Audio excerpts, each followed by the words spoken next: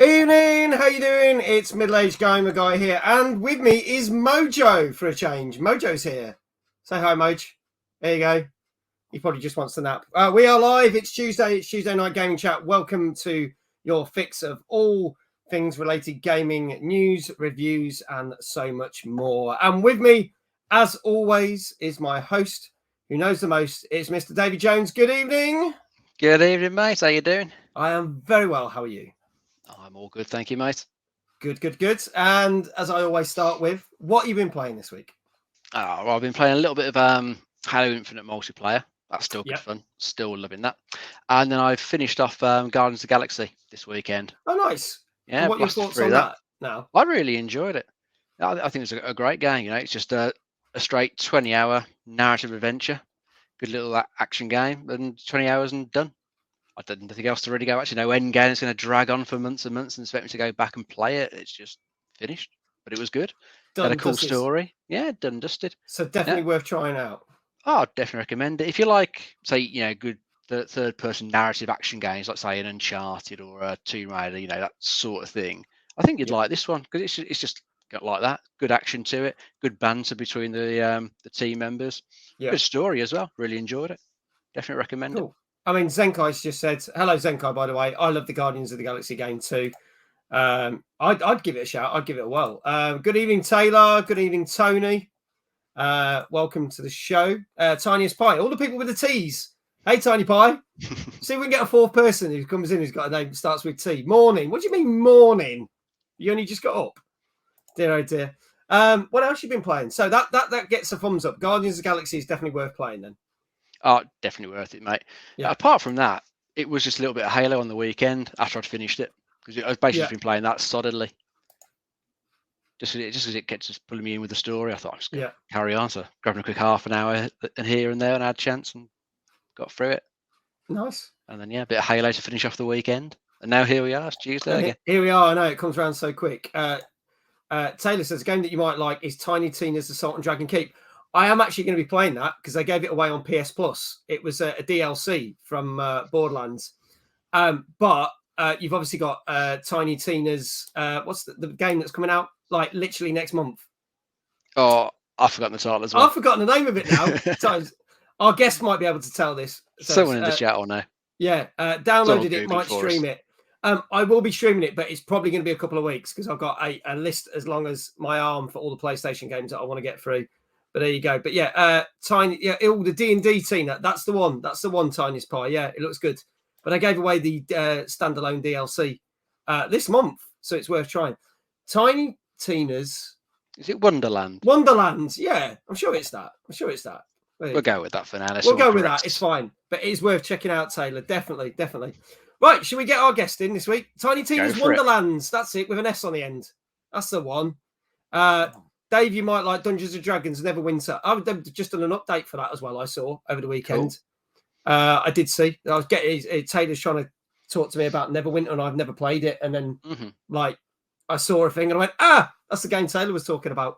So I thought, anyway, let's get our guest in. This week, all the way across the pond, we have a guest. He frequently pops into our streams and says hello. And I'm going to get into talk a little bit, even though we've got him on the film show in a couple of months. So I'm going to get into talk a little bit about what he does and what he plays. But he also does something quite special, which is really cool. So I'm just going to do that and send that message there. And I'm going to bring him in right now. So please welcome our guest for this week is Josh B66. Good evening, Josh. Good evening. How are you? I'm very well. How are you, sir? Not too bad. Just getting back into gaming, dealing with some things with the loss of a friend, and Oh yes, I saw. I'm sorry to hear that, my friend. Yeah. He got back to work in September, and progress was doing well, and then just that day he didn't wake up. So gaming today, we played what was it? It Takes Two with Last Shot Gamer. And we were having problems with EA server going down on both ends. Oh, right. Okay. So, that's the only offset of that. And other than that, this week I do look to get back into gaming some. And what are you hoping to start gaming? Right now, until I can get my computer set up the way I wanted to, I'm going to be playing some retro NES and N64 games once I get my controller set Ooh. up for the N64 games. Okay. Any in particular? Paperboy is a big one, and 007 GoldenEye. Oh, it's a classic. Yeah. Awesome game. I Awesome game. also like to play Earthworm Jim just because you could throw him, Yeah, it just really uses Ed as a whip or climb Yeah. up on things. Oh, I loved Earthworm Jim. There was that one level though. You had to babysit the little dog, and if you angered it, it got really angry and just basically ripped you to pieces. Yeah. I'm hoping that that's not what Mojo's going to do to me this evening. He will suddenly become a big dog. Taylor says, sending my love to you and your family, Josh. Oh, thank you. Also, Tanya Spy says, hey, Josh, how you doing? Tony says, hello, Josh. How's it going? And there's Abe's Odyssey. Taylor mentions as well. Abe's Odyssey was a great game. I've not really played that, but I think you played more of that, Dave. I tried a bit of the PS5 one that came out, which wasn't that great. It wasn't that great. I know the newest ones. Some of the other ones were a bit better. Luma's here. Hi, just popping in before I start my stream. Hello to Middle, Josh and Dave. Hello. Good to see you, Luma. Good to see you. Says hello. There we go. So, Last Shot Gamer says hello, Josh. How are you? Hey, Last Shot. That's the guy I was playing It Takes Two with. Ah, cool. So we make adult comedy jokes during the game, and it's kind of very inappropriate, but it makes the gameplay so much better. Playing a family game, but putting innuendo in it or something. Very, very much so, yeah. I have to ask then, Josh, you and Last Shot Gamer, don't you find that Book of Love the most fucking annoying thing in the world? I call it the Kama Sutra book, and every time we go to it, and I'm like, let's just do page 79 and get this done and over with. Every time you go forward, and at the end book pops up, I just want to burn it. Like in the beginning, I wish I still had my matches so I could just shoot it and light it on fire. just get rid of it completely. There was that level where you're in the attic and there's a bed and there was a window, and I said to Tunes, who I was playing with, this would be the perfect opportunity for them to drop kick it off the bed and right out that window into the garden. Never been seen again. Last Shot says, far too much dark humor for a children's game, but that's how it should be played. That's how it should be played. Taylor saying, middle age, if you start playing Neverwinter, don't get into spending spree like me. And it was 7.5 racks on the game. Oh, I couldn't do that. He's a cock. Yeah, he's a cock block. The book is a cock block. He is. He's the worst. I get the point of the character, but and I know, and funny enough, we are going to mention It Takes Two a little bit later on, but it's almost the perfect game if it wasn't for that annoying book. That's the only fault I can find with the game is that book. It's really bizarre. Spoilers. We are just in the space level. I like the space. In fact, I liked all the levels. It was really cool. I think it's kind of trippy, like how the squirrels have like black chalk inside the tree, and I'm like, dude, I want this in my bedroom. Like, I got pink walls. This was supposed to be my girlfriend's office, so we painted it, and now it's my room, and I'm like, it's a girl's room. I gotta man this place up. Stick a few lights, stick a few little models, thing, couple of posts. Do what I did. Just fucking chuck a load of shit at the walls and be fine. I actually have a lot of street signs that I acquired as a teenager. Nice. That sounds perfect. I'm sure back in his heyday, Dave, I've seem to remember, was it you that had was it a men at work sign or something nicked from somewhere that was... Oh, we've probably borrowed a few things here and there. Yeah. Way back from the odd pub. Come back from the pub. Oh, yeah, traffic cones and things like that. Yeah, traffic cones and stuff. So yeah, it's a thing to have things like that, especially in this country. Tiny Spy says pink can be manly. I suppose if you call it salmon rather than pink, you can probably get away with it. No, it's I forget what color this is, but she picked it out, and now it's I was debating on doing the black light thing, and then when I saw it in the squirrels thing, and I'm like, I can't do that now. It's going to be too childish. So I'm going to strip it. We're going to strip it down, paint it white. I'm going to hang up my street signs, and go from there. Nice. Last Shot Gamer says, "Oh, you could try and get some old school page 3 models on the walls." I don't think the girlfriend would appreciate that.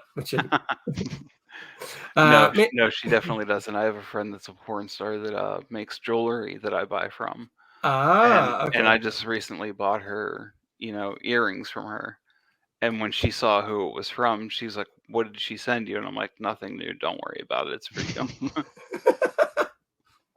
Because she was doing that for a while on Christmas cards, like including pictures and stuff. And I'm like, "Jen, you gotta stop."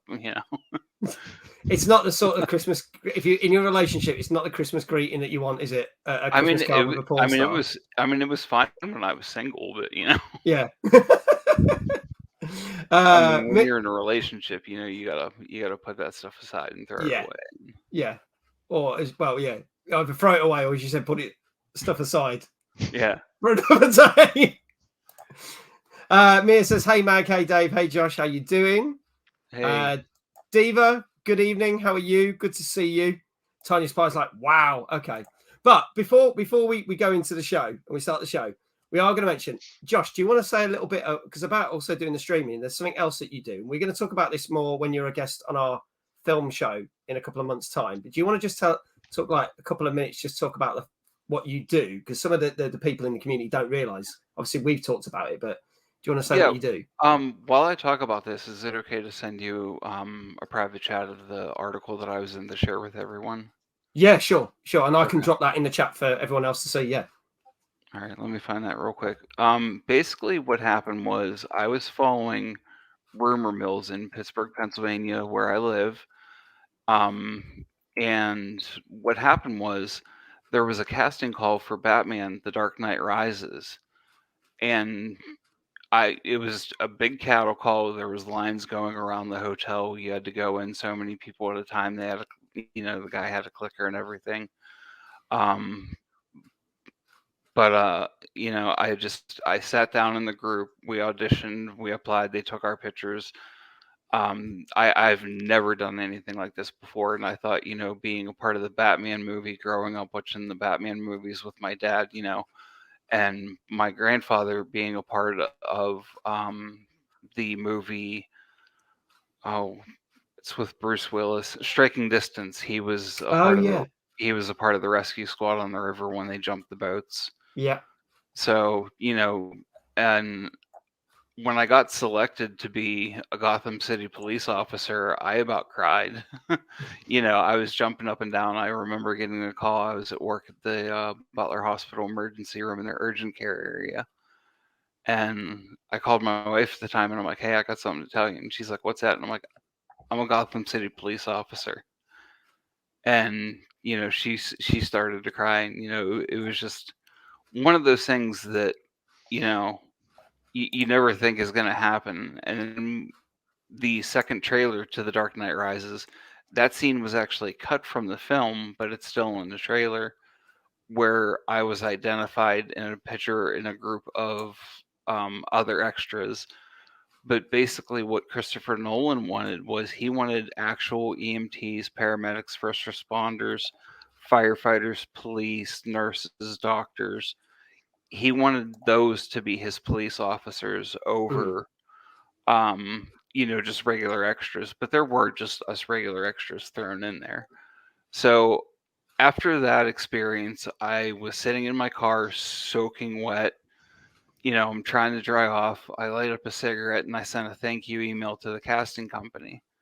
Immediately, I get a response back saying, "We already have a role selected for you for the Jack Reacher movie if you're interested." Nice. I was like, "You've got to be kidding me." So this is my foot in the door. Yeah.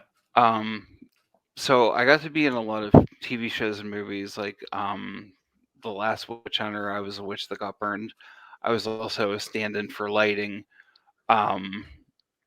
which basically, before they set up the scene, they have people called stand-ins come in, and you stand in for the actors and actresses for the lighting, and then you move, like they tap you out and you move. They move into your spot. You help adjust them, and then you step aside. So with that, I also got to be Vin Diesel's hand double in a scene. I'm not allowed to say. I'm not allowed to say which scene, but Vin Diesel does not do a lot of his own work. I will say that. that doesn't really surprise me. We when we went to the premiere, group of us extras and stand-ins, we all got together, and it was kind of funny because we had a drinking game called Diva, drink if then actually. I'm like, hell, we're gonna be sober this whole night. I'm going to post your link now. What Josh has sent me, he sent me a link here. I'll drop it in. Check it out. Zenkai says, yeah, go on. Sorry. This was actually written. I met this guy. I was sitting next to him at a Sidney Crosby Gatorade commercial shoot, and I was talking to a nursing student who was ahead of me about different ways to learn and grow and expand. And she said she wanted to work in ER, and I was like, "Why work in the emergency room?" As a care tech.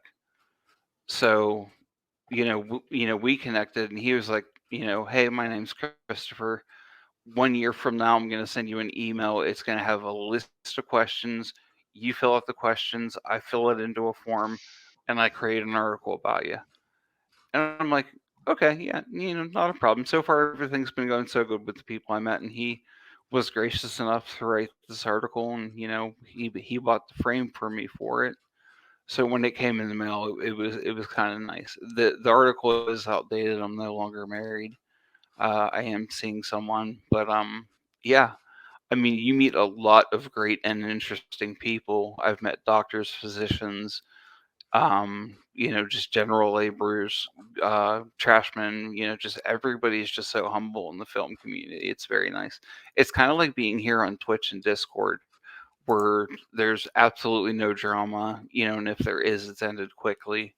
And just everyone gets along, and it's a community where, you learn and grow as a community. Because if you try to do it by yourself, you're going to have a very hard time. Yeah. Oh, it's Panda just said hello to me. And he says, hello, new guy. What's up, dude? Panda, Josh, Panda. Go check out, click the link, go have a look. And we will talk more in depth with Josh when we get him on our film show in a couple of months, because I know Zenkai's my co-host, and he's jealous of you right now because he's an aspiring actor. So he's like, dude, he'll want to pick your brains for hours, I can tell you. Look me up on Discord. If you want me to, I could share the link and invite you to the family. And if you have any questions about anything, I've gaming photos, gaming clips, and stuff I did as an extra and an EMT and firefighter in real life. So that's amazing. It's so amazing. Yeah, right. I don't like to be bored. Busy person. Okay, we are gonna crack on with the show. Let's put the. Do you mind if I step away? I got to grab a drink real quick. Go for that. I'll take you off the screen, right, and I'll tell people back. what's coming up. No worries. And I'll bring him right back very shortly. Now, it is our 58th show day. 58th. Can you believe 58. it? No, can't believe we got this car already, mate. Neither can I. And this week we are joined by Mojo. So Mojo's going to give reviews as well. Not that you can see his head because he's hidden behind your name, hidden behind the name. It up and out of the way. He likes to be hidden anyway. He'll probably fall asleep. But we've got such games as Dying Light 2. We have got the Life is Strange Remastered Collection, Sifu, Ollie World, Waylanders, and a few others.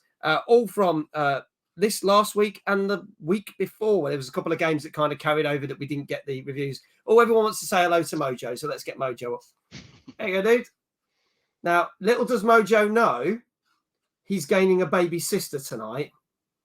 So there'll be a baby sister on her way. So by the time we finish the show, Mojo will have a baby sister to look after, which is going to be quite exciting. I know Pie's like, what?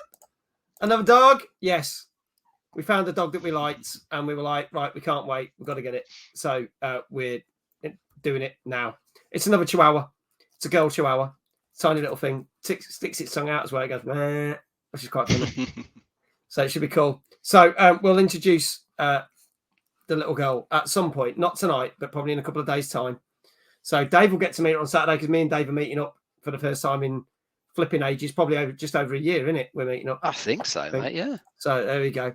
Cool. Josh is back. Right. We are going to crack on with the show. So let's do this. We have got 12 new games for you. And if you've not seen the show before, we will play the trailer of the game.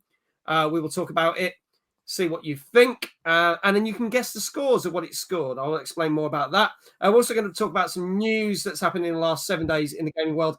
And as we started last week, we have our 100 games you need to play before you die. Last week, it was Tetris. Quite a lot of people have played Tetris, and everyone played Tetris. I'm not going to tell you what this week's game is, but the question is, do you think all 3 of us have played this game? And you'll have to see if we have. And if we do, we get to scratch it off on the poster. And that poster eventually will appear on that wall back there. But let's start with our first game. You ready, Dave? Josh, you ready for this? Yes. Go for it. Let's get this going.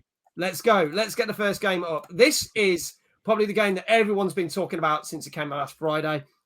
This is the long-awaited sequel. It is Dying Light 2 Stay Human. Let's have a look at the trailer. Let us know your thoughts in the chat, and we will talk about this very shortly. Here we go.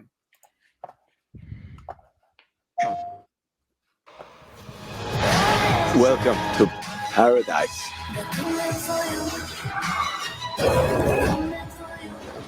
We can still save the city. I'll help you.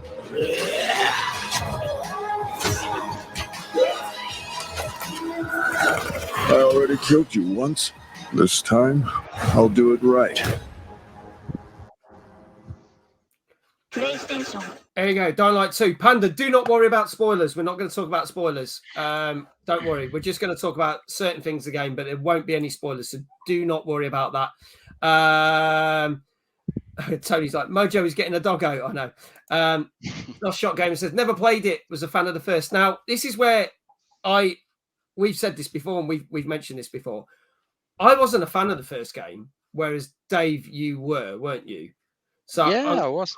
I'm going to start with you. Were you really excited for this? And what's your thoughts on this one? And then I'll hand over to Josh on his thoughts. Yeah, it's a game I've been looking forward to. Haven't got it at the moment, though. It's one of those games I'm going to leave for a bit so they can get a few patches out for it. Because I think there was quite a few tech issues highlighted at launch, which unfortunately seems to be par for the course of a lot of these games, especially open world ones. So many systems going on in there. There's always bits that never seem quite right at launch.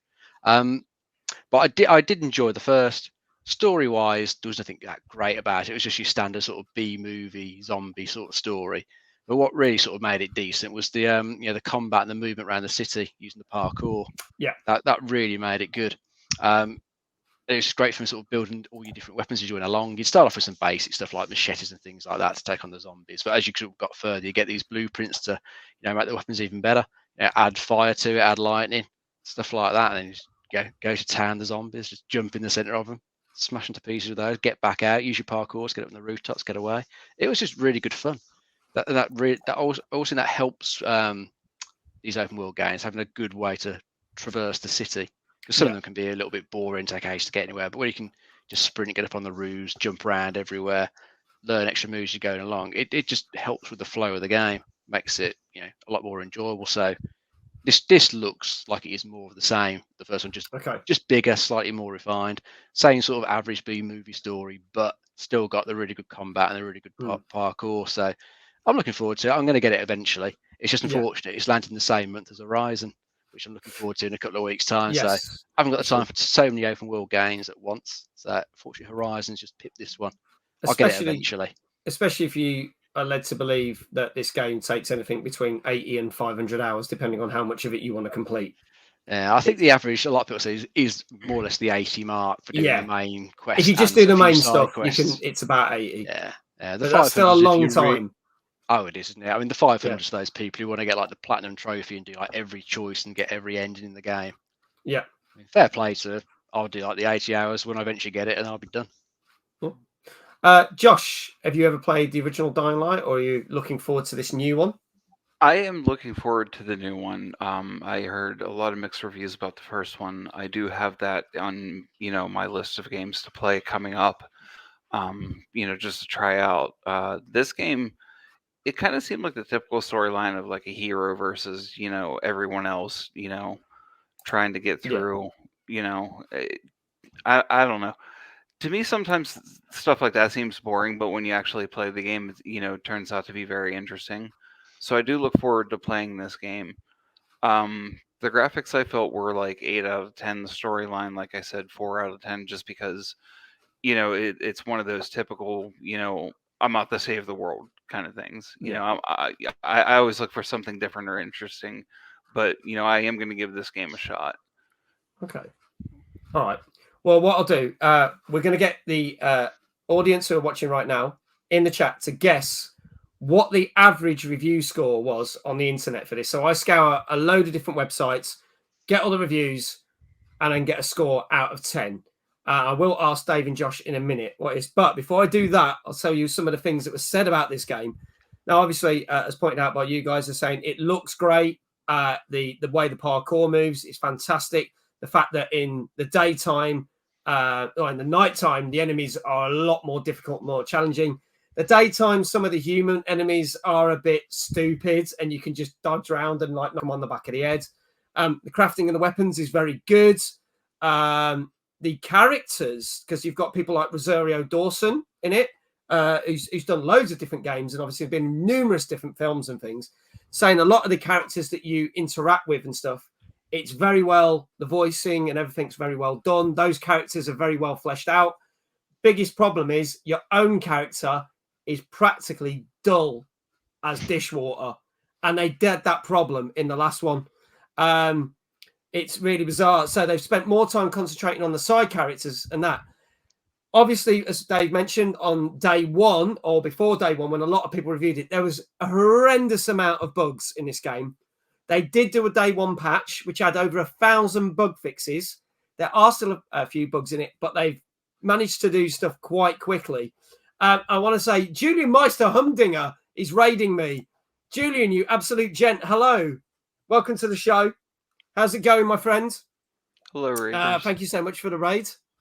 There you go. Can I get a shout out for Julian, please? Really appreciate that. Fantastic. Let me wink. Hello. First time here. Oh, you're playing Sifu. We're going to be talking about that very shortly. Very shortly. Good to see you, Julian. Appreciate the raid, my friend. So the biggest problem is with this game, even though they fixed a lot of the bugs, and thank you, Let Me Wink, for the follow. Appreciate that. Going to see Jackass. Go enjoy Jackass 4. I've heard it's very good. We're raiding you. I love this. It's awesome. The biggest problem they found with this game is the big thing that they pitched, and Cyberpunk had a similar thing where they said, oh, there's 3 different choice of routes and your story will be very different. You'll be very different. And they really pitched that Dying Light 2 was the stories and the choices that you make will have massive outcomes. Nearly every single review I've seen has said it doesn't change a thing. You can pick a certain thing and say, right, I'm going to make the enemy of these guys. And you literally kill all this bad guy's enemies. And he still joins you and fights with you. And you're like, well, how's that changed anything? So, yeah, there's apparently a lot of stuff that's not so great in it. But based on that, what do we think that Dying Light 2 got as an average score? I have struck out some of the reviews that were before it came out after the bug fix. So I'm only going for the ones that have come out after the bug fix. So get your scores in chat. Last Shot Gamer is saying 7. Last Shot Gamer, thank you for the follow as well. Dave, what say you? What do you reckon? I'm thinking a 7.5 because it's got its good bits of the combat and the parkour, but then bad bits of the story and the choices of some of the characters. So I think it's going to average out at 7.5. About 7.5. Sophie's agreeing with you, saying it's maybe a 7.5, maybe an 8.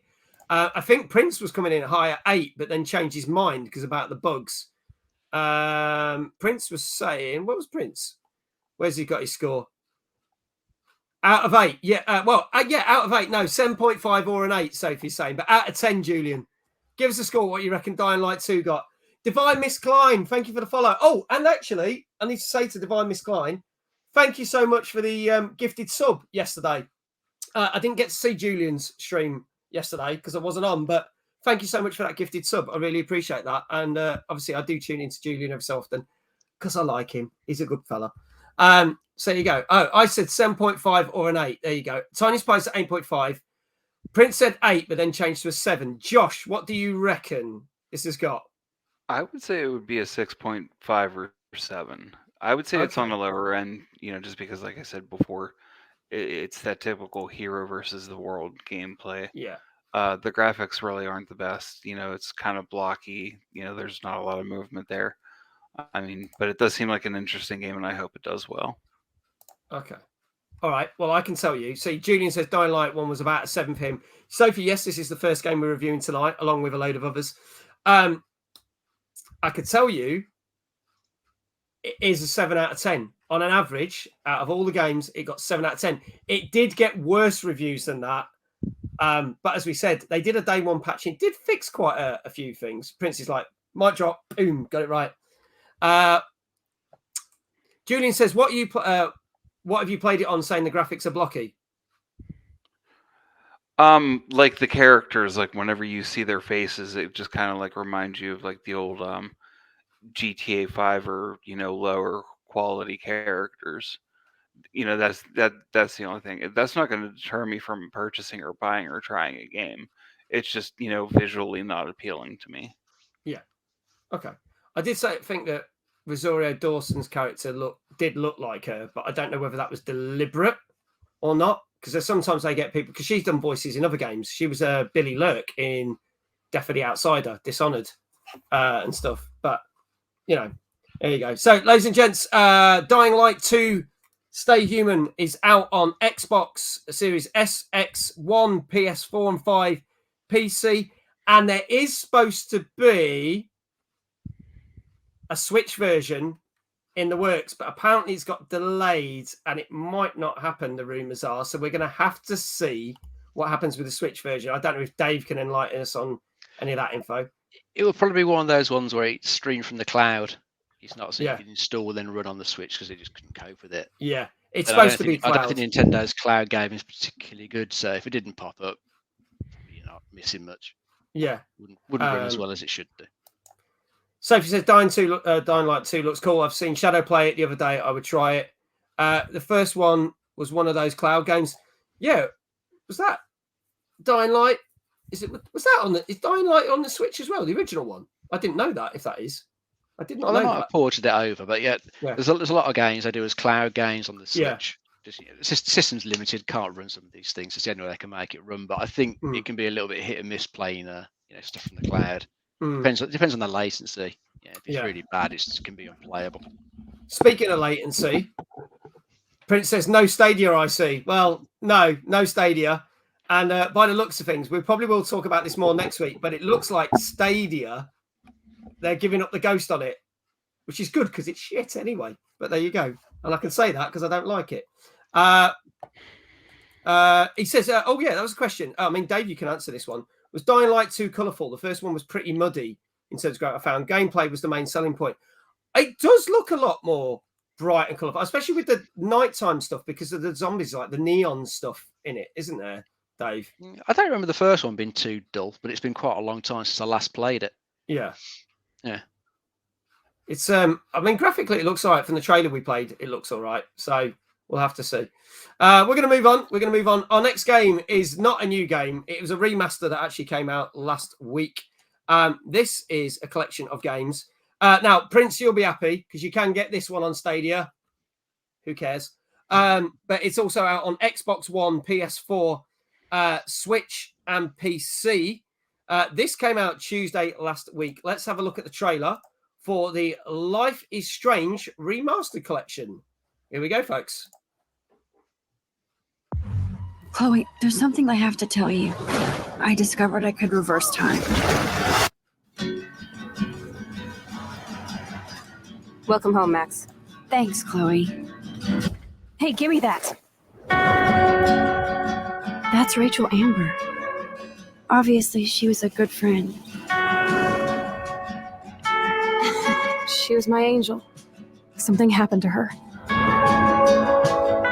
Where did you get Rachel's bracelet? Give it to me right now, asshole! You better step back before you regret it, girl. You don't know who you're messing around with. Psycho! No! You can rewind time, Max. That's insane. We have to play. I know I'm not dreaming this. I hope I did everything right this time. I want to spend every minute we have together having fun.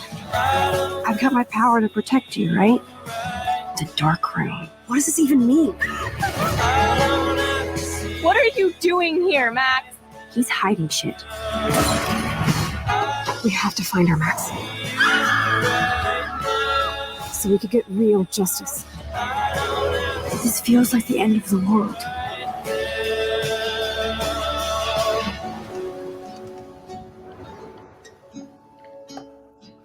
There you go.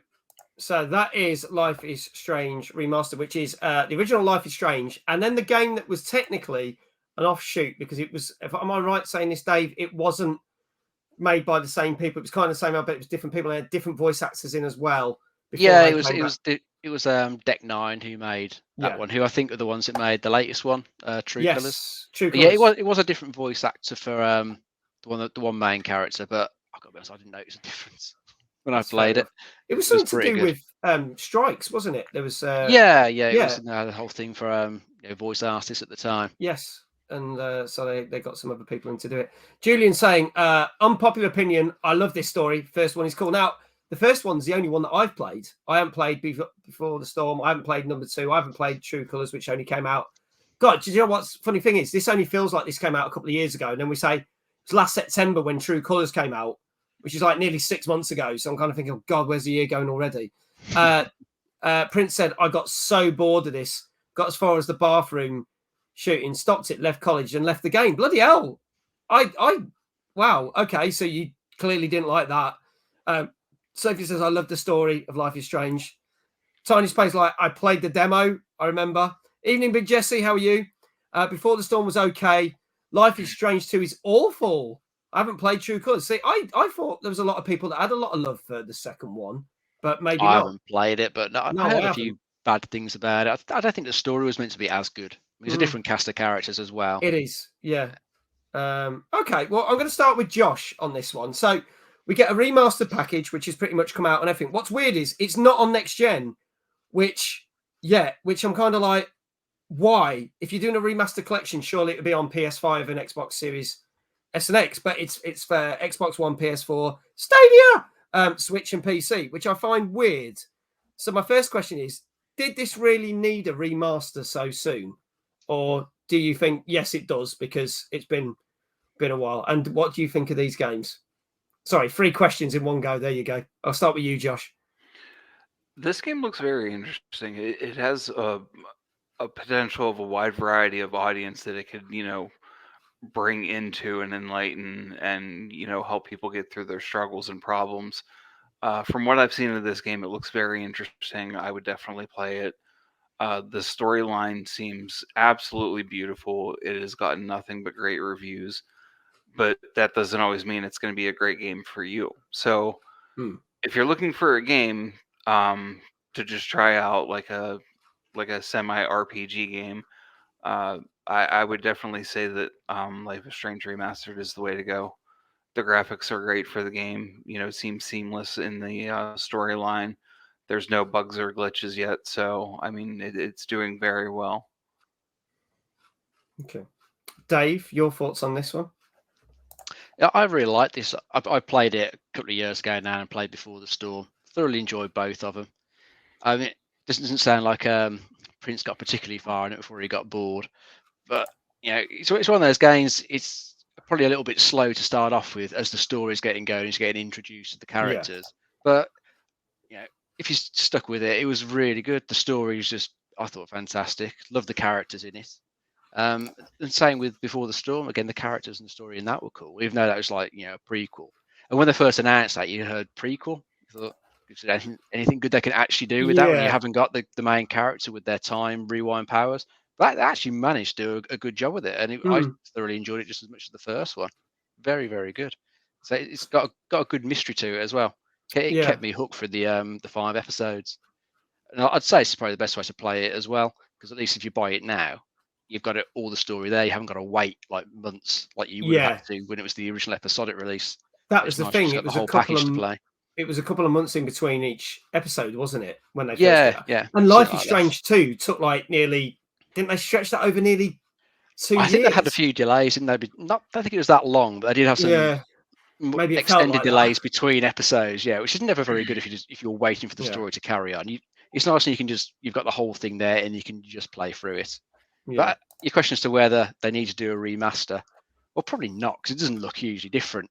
I think they've slightly improved the lip sync, maybe changed the contrast and the brightness to the graphics, but it doesn't look hugely different to the original. So I say if you've got the originals, probably no point buying this at all. But if you're new to the series, yeah, jump in. It's great. I mean, it's the thing. If you like narrative games, I mean, Julian said here, a lot of people hate Life is Strange because it's like a Telltale game. I think if you like Telltale games, you're going to love this. Oh, I think you are. But it's one of those. Who else? What else did we say? Prince said, I felt like I played for hours, though. It really didn't grip me at all. And the whole photo basis thing. I think they brought the powers in quite early because it happens quite early in. So that kind of got me. But I mean, but you'd say it's 7 again. I think the remastered version is rated as a 6.5. Sophie was saying that a lot of people are not happy with how, Sophie put this. I've read about this, that people don't get anything better for the remastered version. Most comments I've read here have said that they will not play it unless you get the remastered version for free. I suppose it's one of them. I just find it weird they're not doing it on next gen. Tiny Spy said, was this a budget-made game? It's not from a big AAA developer, put it that way. But it wasn't. You're probably not an like indie double A back at the time. Yeah. It wasn't a AAA, but it just did really well. So the series has carried on. It's probably got more money pumped into it these days. This game looks cool, but calling it a remaster is terrible branding. They should remake it. It's one of them. So basically, a shameless cash grab. I kind of feel that way with it. I'm not going to lie. I think they should have waited longer. And like, if anyone's not played it and really wants to play it, you could go out and get it, and you're kind of getting 2 games for the price of 1 in that respect. But for the fact most people are moving to next gen, I find it a bit pointless that they haven't done that. But then there's another point of me saying, well, you could have waited another couple of years and released it with 2 and 3, and then you could have had a whole thing and not necessarily call it a remaster. I have the same problem with this that I did with Mafia, where literally 2 years ago they did the Mafia trilogy remastered, and I was like, why? The third one had only come out 3 years previous to it, so they changed nothing with that. Hardly anything changed with the second one. It was only the first one that had a lot of changes, and I was a bit like, why didn't you just do the first as a remaster? It's just sticking a brand on it. It does annoy me. But yeah, it was definitely a low budget game, and that's why it was made in chapters and pieces originally. So there you go. But it's not classed as budget, but I see what you mean. It's more like an indie developer is the best way of describing it. So what do we reckon, people? Give your scores in the chat. What do you reckon this scored out of 10 from the reviewers across the internet? Josh, I'll start with you. What do you reckon this one got? I would say that this would get a solid 9 for sure. Like I said, It seems the storyline seems kind of seamless. Sorry, I'm struggling to talk. It's been a rough week. It's all right, dude. Don't worry. I mean, like I said, it seems very relatable, especially for teenagers that are struggling. If someone introduces someone to a game like this, it might, spark more hope into them. So it seems like a very inspirational game. So I think that it's a solid 9. Okay, solid 9. Now, Tiniest Pie is going for a 6. Julian says 0 out of 10 because he thinks it's a cash grab. Now, what's nice is we normally have Moonlight on the show, but she's not here tonight. And Moonlight rates everything 0 out of 10, unless it's something like Skyrim. And then she's like, 10 out of 10. So Julian is our new Moonlight with a 0 out of 10. Sophie says, Josh might have high expectations. Well, Dave, what do you reckon? It is a good game, a good story, but I'm wondering if the reviews might mark it down a little bit just for how unnecessary a remaster feels, how little difference there is. So I'm going to go for I think I'm going to go for an 8. Okay, you're going for an 8. I can tell you, generally it got good reviews. What's interesting is it is that thing of stigma of why are they releasing this now? Hello, Miyaharu, how you doing? Why is this going on? And they did say, yes, it's been graphically looks better and stuff, but apparently there is a few little bugs that were in the original game that they haven't changed that are still there. You have to look to find them, which is one of those things. So it's like normally if you play through, you probably never come across those bugs at all. But that's it. How much are they selling it for? That's what matters, says Julian. So, Dave, do a Google, mate. See how much this is retailing that. Go for it. Give me a minute. But I will tell you that this got a 7.5 out of 10. So it fared better than Dying Light 2, but only slightly. Only slightly. So there you go. Tiny's Price like, oof, that hurts. Sophie says it's £34.59 in the UK. I mean, it's not the worst price, but it's not. It's not high, but it's not budget. You could get the originals that would cheaper. look basically the same. Yeah, for much cheaper. Probably a lot of people would have picked it up free from somewhere over the years. I think I got it free with PS Plus quite a few years ago. So that's pounds. So about $50. Yeah, in dollars. Yeah. Now it's $39.99 here. Oh, it's $39.99 in the US as well. So that's interesting. So actually, we're worse off in the UK then, in a way. Often seems that way when you compare the prices. But you're right. They did give away the original. See, Prince says same. He got it on PS Plus. They gave the original away on Xbox Live Gold or whatever it was called, or still called, but they want to change the name of ages ago. So really, it's only beyond Storm. You could probably buy that separately. So we'll have to see. So there you go, folks. Life is Strange Remastered Collection. Whether you think it's worth it or not, got a 7.5 out of 10 out on Xbox One, PS4, Stadia, Switch, and PC. Came out Tuesday last week. He said that's better, but it should be about $20. I think you get the two games for $20. That'd be a good deal. I got one for free, then waited for two to get released, waited for it to go free. It didn't, so I paid for two, and then it went on to Game Pass. Ouch. Sorry, Safe. Our next game. I know Josh wants to talk about this. I saw Julian was playing this earlier. I think this is what his stream was. Dave was well hyped for this. When this was announced at E3, this was one of Dave's top games for E3. So this came out today, people. It came out today.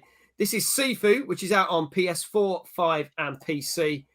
Let's check a look at this trailer and let us know your thoughts in the chat. Here we go.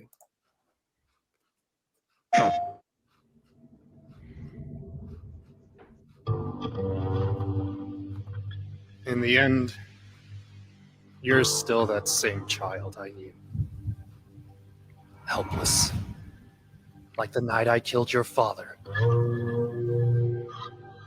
You want revenge? Show me.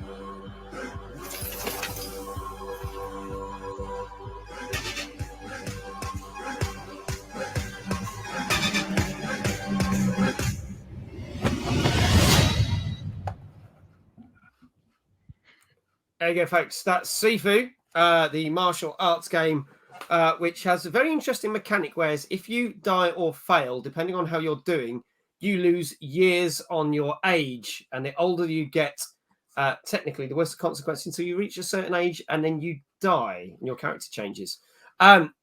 Dave, as you were so pumped for this one, I'm going to let you start with this, my friend. And Sophie, yes, this was the one we were talking about. This was in our top 45 games you need to check out for this year. Question is it going to be as good as we're hoping for? Dave, let's kick off with you. Yeah, I was hyped for this one, but I've got to be honest, after reading like a few reviews and seeing some videos, I'm not quite as hyped for it now. It's not quite the game I was expecting. Yeah, okay. From looking at the trailers, yeah, it looks like a cool kung fu game. Still love the graphics, still think the fighting looks really good. But I think I was probably expecting, more of your sort of standard game. You progress through like quite a number of levels, decent story to it to explain all the fighting, what you're doing. But reading about what it actually plays like, a lot of people describe it a bit more like a roguelike in a way. Yes. There's only 5 levels to it, none of which are particularly long. But what you'll end up doing is replaying a lot of those levels to try not to die as many times, because the aging of your character, you need him to have enough life to get through all those 5 levels. So if you do really badly in the first level, leave that one age 65. You'll go into the second chapter age 65, and I think you can only get to 75, then you're dead. Yeah. So you're not going to progress very far at that point from chapter 2. You've got to go back to chapter 1 and improve your skills, basically learn all the moves, and try and get through it. Say get out of that level at age 20, and then you've got more of a chance to get through the remaining 4 levels. So it's just not quite the game I was expecting. So I'm not going to rush out and buy this one. I think I might perhaps watch a little bit more about it to get more of a feel for it. But I think it's going to be something that I'm going to get when it goes a little bit cheaper now. Okay. Okay, interesting. I thought you were like, yay, well, hype for this. But you're not. Johnny the Dodger, hello. His internet's back on. He popped in to say hello, and he's back in. Good to see you, Johnny. Good to see you. Walker's here as well. Evening, Walker. How you doing? Good to see you. So, I mean, I'm more hyped, actually. I wasn't too fussed about this when you brought this up last. And now I've seen the reviews. I'm kind of like, no, I'm digging this. But I'll give my. It's been getting good reviews, but it's one of those things where you need the skill, I think, to learn the moves. If you're someone who likes a bit of button mashing, like me, love a bit of button mashing, gets you through so many games, you're not going to do that well in this one. You do need the skill level to progress through it by the sound of it, yeah. Just like martial arts, you need to learn. That's the whole thing. That's the whole thing. Josh, your thoughts on this one? As a black belt white stripe, I thought the fighting scenes could have been a little better. It just seems a little blocky. A friend and a good streamer at Classic Swayze has been playing this for the past 2-3 days now since it came out. Yeah. So I think he had the early release or whatever, but it's definitely interesting watching, the gameplay and the growth when you die and you age versus how you fight and how much power you have versus how much life you have left. It's not one of those games where you could just go in and, kick a bunch of ass and, think, that you're hardcore. You're going to struggle. That's the only thing I will tell you. This game is going to test your patience. But overall, I mean, this is on my must play list. Once I get a few things settled with my computer, but yeah, I would definitely play this game. Like I said, the fighting things could be a little bit better, but I mean, overall, the concept seems amazing. Yeah, I think the concept itself is rather solid. I think the thing with this is like the martial arts equivalent of something like Dark Souls or even Sekiro, Shadows Die Twice, because they're punishing games. You've got to learn the moves, learn the tactics. Now, I'm not normally a big fan of those games, but they've said there's only 5 levels in this game, which sounds short, but most people said if you can do it in less than 10 hours, 5 levels, good on you, because most people won't, and you'll play it through and you'll play it again and again, as Dave said, because you might get through to the 5th level, but you ain't going to complete it because you might have used up all your age as you've gone along. If you can get better and better at it and learn it and breeze through it and get like to your 20s at the end, you got a good chance of winning it. So it looks like Sophie says, am I going to stream it? I would actually like to. I would like to stream this. If I can get this on the PlayStation or the PC. I did put in for a sponsorship for it. I got turned down. Like Josh, streamers, mate. I'm guessing he managed to get a copy early access. I would have got a copy early access, but they didn't see me a big enough streamer, unfortunately. So I was denied a copy, unfortunately. It's kind of funny. It's kind of funny too, because Classic Swayze wears a gi top from karate. So I mean, he definitely gets into the game, because you have to. Because like I said, this game is going to test your patience. And Mag, I would thoroughly enjoy watching you play this game. I would probably rage like you've never seen me rage before. We'll watch your Freya controller at the screen. Yeah, if you think I was bad playing Crash Bandicoot, then this is going to be like the thing that breaks me. Like I think, but I want to play it. It's mad. Do a challenge. Can you complete it in 10 hours? I'd give it a go. I'd give it a go. I'm not saying I would, because if you've seen the quality of my gameplay playing games, it speaks for itself. Julian says, I got it early. I played 13 hours straight before I got to level 3. See, there you go. Point proven. 13 hours and got to level 3. I loved it. It's like my favorite games, like Hot Miami and Super Hot, but Batman Arkham style. Nice. You have to think about the tactics of what you're doing and you're moving. A 10-hour stream. Yeah, it doesn't mean I'm going to complete it in 10 hours though, Prince. You have to go. You have to okay from start to end. Oh, have to play from start to end. Then it's probably going to be more like 24-hour stream. You should make it a drinking stream as well. Shot every time you die. Oh, so every time he ages, I have a shot. Can you imagine that? Yep. Says pre-ordered the deluxe, which gave me 3 days early access. Unfortunately, it's the new model. Okay, cool. So you got the things. That's how you got it. So I'm guessing, Josh, your friend must have done the same. He got the pre-ordered it as well, the deluxe edition, I guess. That's how he managed to get it. Yeah, he did. And whenever, because I get the alerts on my Discord, whenever it popped up that he went live playing that, I was like, how did he get this early? So I from day one, I've been watching him, play the game. I'm not going to give any spoilers. But like I said, it's going to test your patience. You have to remain calm. It's only a game, I'm definitely going to rage at this, but I want to do it. It says, Dave is giving us ideas. Yes, Dave. Mag would actually age faster than his character in the game. Probably true. I would probably reach 90 years of age. Good to see, though. That was, what see me at 90 in real life. Middle, you need to do a drinking stream. I can feel a drinking stream for this summer coming on, and it's going to be this game. We know how all that would end. Yes, with me passed out in front of the thing with the camera still on, like I did last summer. Big Jesse, glad you laughed, Sophie. One of these days, Mags is going to kick my ass off here. Don't worry. Not yet, Jesse. I do have to do this real quick. Sophie, you're the best. Go for it. What's that? Sorry? I said, I just wanted to say, Sophie, you're the best. She's always been there. So, yeah, Sophie is awesome. We love Sophie to bits. Hello, Sophie.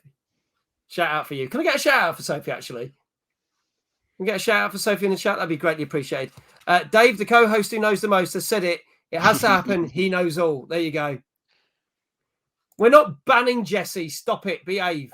He's not that bad. He might be doing bad jokes, like you were saying about, did you see the sushi in the game? And he said, could have been worse. It could have been salmon. Oh, terrible. But there you go. But he's not getting a ban for that. But there you go. There's a shout out for Sophie. And then Sophie says, Josh, you're awesome. There you go. Feeling the love. Feeling the love. There you go. Right. So what do we reckon this got then? I can tell you, yes, this is a challenging, punishing game, almost roguelike. You really do have to learn the mechanics. The story is a bit weak. It's a typical revenge story. You see someone die. You want revenge. It is only 5 chapters, but it's not a breeze to play. What do we reckon this got? Dave, I'll start with you again. Go for it. What do you reckon? I think it's going to average to an 8. Okay, an 8. Josh, what do you reckon this has got? And chat, get your scores in now, please. I would go with 7. Okay, you're going with a 7. Tanya's Pie is also going with a 7. Sophie's going with a 7.5. Miyaharu a 6.5. 8 for Big Jesse. I love the look of this game. So a lot of people. Prince Hazard is coming in with a 7. I can tell you this got a 9 out of 10, people. So this is better. That everyone's saying this is better than Dying Light 2, folks. A 9 out of 10 for Sifu. That is out on PS5 and PS4 and PC as of today. It came out today on all official releases. So there you go. Before we move on to our next game, Sophie's like, fuck off. Why am I always wrong? See, you've got someone raging in chat and they're not even playing a game. They just come to this stream and they're raging. You don't have to play Sifu to rage. There you go. We just play guess the score and people rage. It's fantastic. Maybe, oh dear, there you go. Maybe we can make a game that we do a special one where I drink every time someone gets the score right, because I'm less likely to drink because most people get the scores wrong. So there you go. A little bit of gaming news. So obviously, big news last week was all the fact that PlayStation have got the acquisition to get Bungie. It's all still going through as it stands. You would not drink from me then, says Sophie. That's the idea. So Jim Ryan, head of PlayStation, has said, you've seen nothing yet. Bungie is going to be our first acquisition when it's all gone through, hopefully in 2023. There are more on their way. So now the interesting thing about this is you kind of go, oh, so they're now coming back at Xbox because Xbox did this and this and that. But what you have to remember, people, is some of these acquisitions take years to sort out. Now, for the fact they've announced it now, most of the deals won't go through for another year, year and a half at least. But it means they could be in pipework. So it could be just a coincidence that we have had the recent things with Blizzard, Activision, and Microsoft, and this. So the question is, who do we think that PlayStation is looking for next? I think they could probably afford. I mean, someone like EA would probably be out the price range. Yeah. Because I bet that would be very expensive. It's perhaps someone like Square Enix, maybe, because they've done quite a few good games. Now, that fits in just with what Prince has said. He says Sony's like to get a lot of the Japanese ones now. Square Enix do a lot of Japanese JRPG games and some other big titles. Like, I think last year you had Scarlet Nexus that come out. There's obviously a lot of other games. Square Enix obviously do Tomb Raider and things like that. But the main bulk of content they fire out is Japanese content.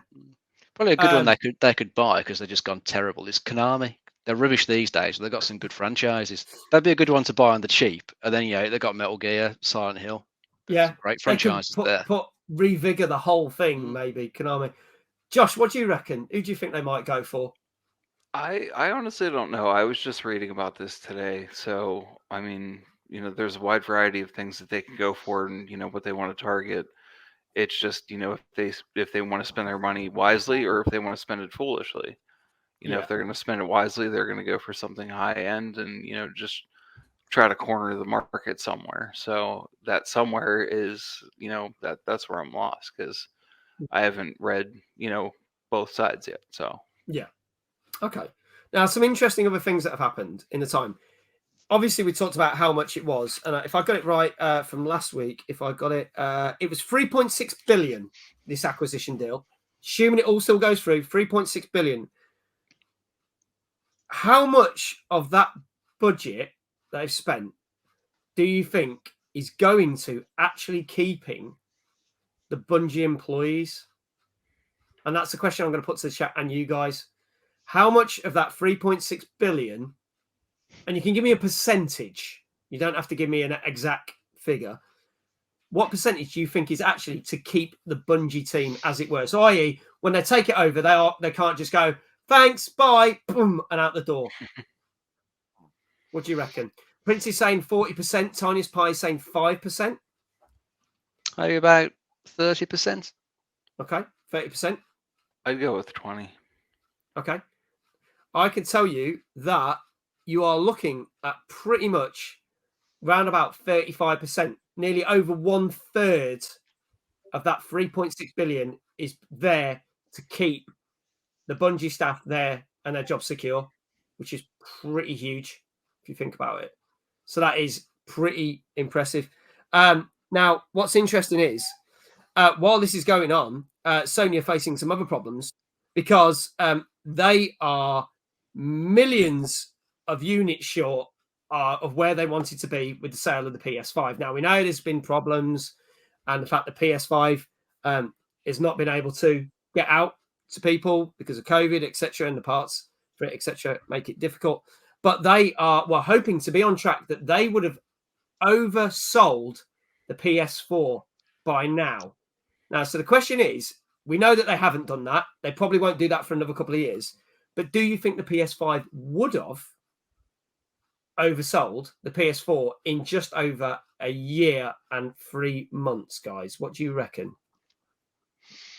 I think it would have done because people are, trying their hardest to get it whenever it comes into stock. I mean, it pops in stock somewhere and it's gone within seconds, isn't it? Yeah. Whether it's scalper bots that have suddenly snatched it up and then selling it on eBay for a high price, but I think it is the most sought after. I know the Series X is a bit hard to get hold of as well, but I think it's the PS5 that is the most popular out of those two. So I reckon it would have outsold the 4 if they've had the stock available. Yeah. And Josh, you reckon it would have easily outsold it? I was at a GameStop and the one guy come out and he's like, I'm nervous about carrying these out. And I'm like, why is that? And he's like, you'll see here in a second. And he had a stack of PS5s. Within a matter of 6 minutes, they were gone. Like there were people lined up waiting for them, and I was just there for a pair of headphones. So I'm like, I can't afford a PS5. I got a computer now; it'll be fine. Yeah. But I do think that they are overselling the PS5 versus the PS4. I know the PS4 is still hanging in there strong because of the streaming capabilities and the different gameplays and the people that can't afford the PS5, so they're making more PS4 games. Yes, that's right. Yeah. So, I mean, I would definitely say at this point the PS5 is selling faster than the PS4. I think it will eventually overtake. They've just not hit the targets they want to do. Shadow Dragon, thank you so much for the raid. Can I get a shout out to Shadow Dragon?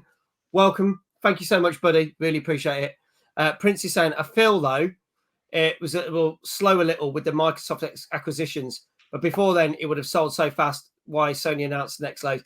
See, I don't think by the time the acquisitions come round, we're looking at 2023.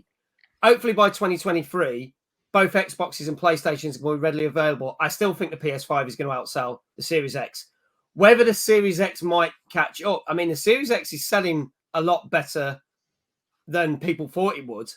And with technically the Series S being the budget range version of that, that's shifting like hotcakes, and they're readily available. So it's almost a bit of an unfair comparison because Xbox have got the 2 consoles out there and Sony have only got the 1. I know they've got the non-disc and that, but it's not the same. With the X and the S, they're very different consoles. But it's one of those things. Now, interestingly enough, from the other side of the coin, Microsoft, obviously, we know, have got at the start of the year, are going for the acquisition as well for Blizzard and Activision. They are now have got the FTC basically investigated to review to make sure that the deal is all going to be legit and above board. Now, we said there's going to be a potential that they could be causing a monopoly. Now, PlayStation have taken the heat off them, but they're still going to be looked at like from the fair trade. FTC's Fair Trade Consumer Organization or something, is it? Have I got that right in America, Josh? Have I got that? Yes. Yes. Federal Trade Commission. Fair Trade Commission, thank you. To make sure that this is all good, because what they don't want is just Microsoft swooping in and buying everything up. But the chances of that happening, the SEC is involved in that too, the Security Exchange Commission. So it's a big deal that they are reviewing this, because whereas when they did it with Bethesda, that didn't come up, but this has come up. So that's where they are with their deal at the moment. And then Nintendo, people have said, well, Nintendo haven't said anything. What are Nintendo going to say? Well, Nintendo just said, we're fine as we are, thanks.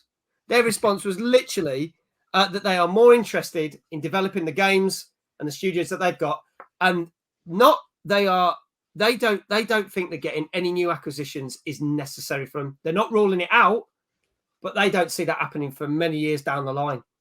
So there you go. So that's interesting to see where Nintendo. I don't think Nintendo need to. And what are your guys' thoughts?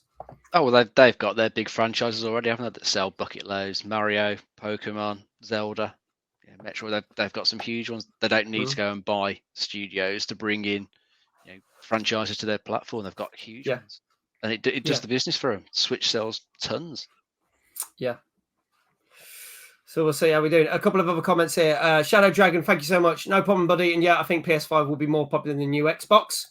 I want a Series X, but I can't afford it right now. Ugh, says Sophie. Prince says, I mean, not after the acquisitions, just the announcements. You can see it on social media about Xbox fans saying, chose wrong side. I think people are questioning currently, but when Sony announces their ones, I think it will balance again. I think it just comes down to who they get and what exclusives Sony get out, because obviously we know there's some big exclusives coming out this year. If they can really up their game, Sony could basically do what they did with the PS4 compared to the Xbox One, because PS4 exclusives totally outweighed what Xbox One got, and I think they could do that again. So in respect, I could see that happening. Tiniest Pie says I may go on to PS5 rather than new Xbox. Me being favourable and got both of them, just as good as each other. They have their pros and cons. Remember those days when I used to slag PlayStation off? Not anymore. Yeah. We remember them well. We can go back and watch them. Well. Someone could probably do a nice compilation if you're slagging PlayStation. I know. Just to refresh your memory. It'd probably be about an hour long of me just slagging off PlayStation. But why do I need to slag off PlayStation when I've got Stadia? Not much for longer. It's everyone's whipping boy, isn't it, that one? It is now. What else we got? It's not exactly Microsoft's first time monopolies issues. No, it's not. That's very true, Jesse.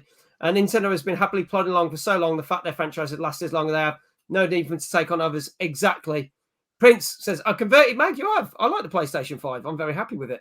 Hard drive could be a bit bigger. That's a bit of a pain in the ass, not going to lie. I've only had it a couple of months and I've already filled the hard drive with only about 6 games, whereas I've got 100 games on my Series X. That's my only niggle with that. But, you know, that is one thing. We knew the hard drive was smaller than the Series X anyway. Wait until someone buys Mag the other Stadia. I don't think that'll happen. But if Stadia wanted to sponsor me, I might stop slagging them off. You watch me. They'll sponsor me the week they go bankrupt just to teach me a lesson. Or the week that they can it. I feel like I need the PS5 to see if I get the same results. You can see. I had an iPhone for 10 years, suddenly on a Samsung. I regret being with iPhone. Could be one of those things. Someone clip him saying he has Stadia, nothing else, out of context, just I have a Stadia. Hang on, I'll do it for you, Prince. I have Stadia and I really enjoy it. Is that convincing enough? There you go. Right. Fooled me. Yeah, probably full Stadia. Let's go move on to our next set of games. This is also out today. This looks like a lot of fun. This is out on PC, all the PlayStations, all the Xboxes, and Nintendo Switch. This is Ollie World, which is the sequel to a 7-year-old game. Let's check it out. Here we go.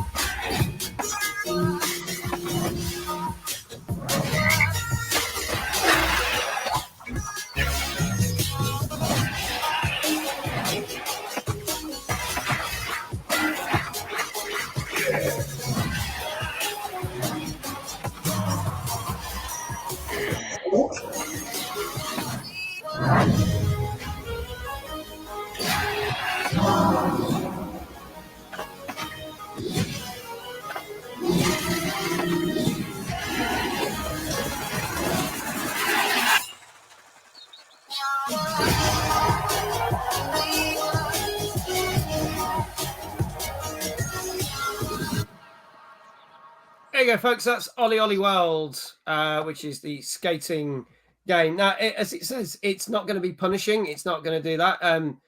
Good things about this game is that if you fall off, it loads you straight back in. It's pretty quick. When you do flips and stuff, it doesn't punish you. It just means you don't get as good a score. And there's some interesting side missions to try and find, especially one where you might have seen in like Forza Horizon 5 where you have to outrun a train or a plane or something crazy like motorbikes. This, you have a bear on a lilo going down the river and you have to outrun the bear who's drinking a beer. Quality.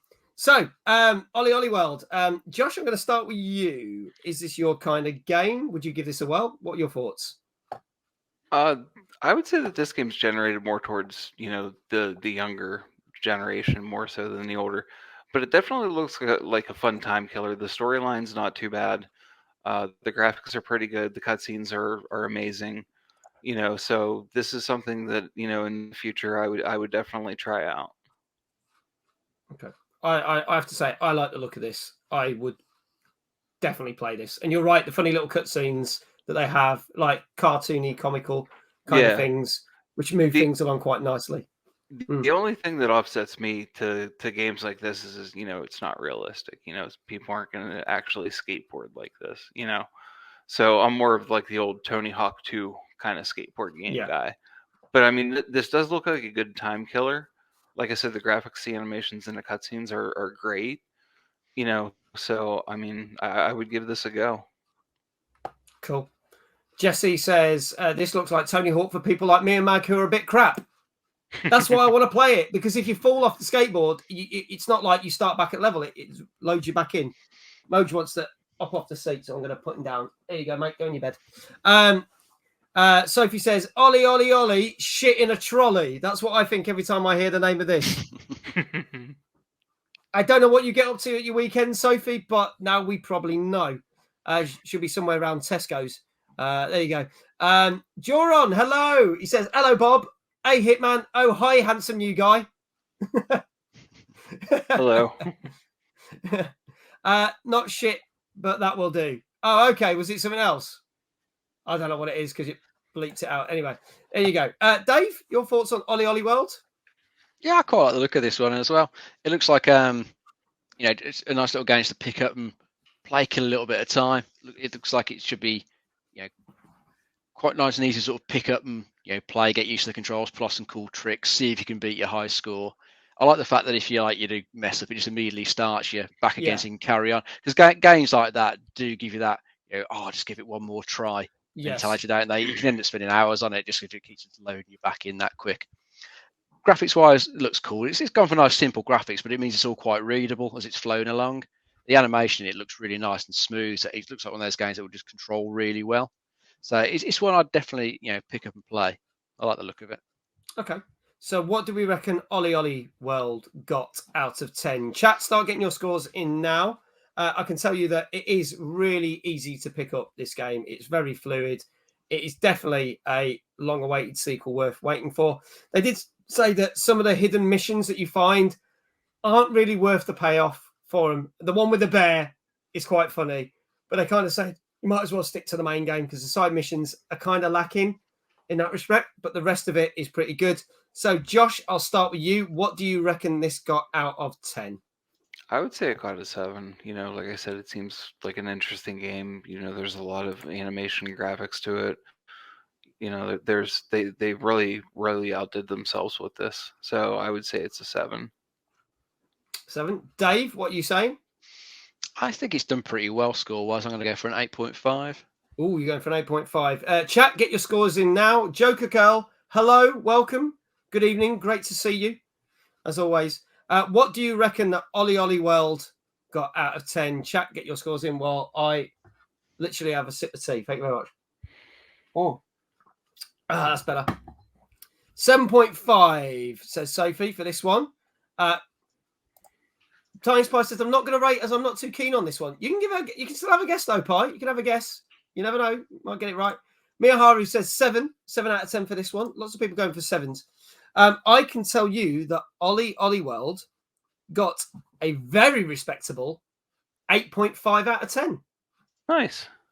There you go. So it is definitely worth playing. It got some reviews as high as 9. So nearly as good as Sifu. Awesome. But the way it balanced out, about an 8.5. So it's definitely worth checking out. As I said, that's out on PC, all the PlayStations, all the Xboxes, and Nintendo Switch, and came out today. Looking at a PC release, this came out last week on Wednesday the 2nd. This is called Waylanders. Let's have a look at this. Did you see this? Any of this? I didn't. You're awake. What? We are emissaries of peace to a people more powerful than any of us can understand or even imagine. Corruption has spread across multiple species now, and rumors are spreading that some humans have fallen into its grasp. Did you hear that? I felt it. We all did.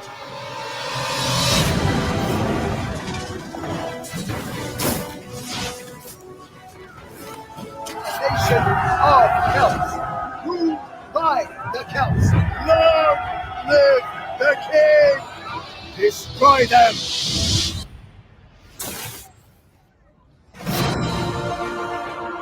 We will need to cross all Galicia. It will be a long road full of dangers as we are heading to Ulva's castle.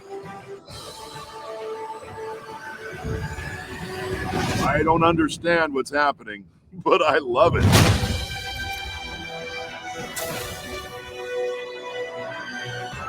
Either way, darlings, we need to ally every race and hillforce against the common foe. Come, Torchbearer. We have a world to save.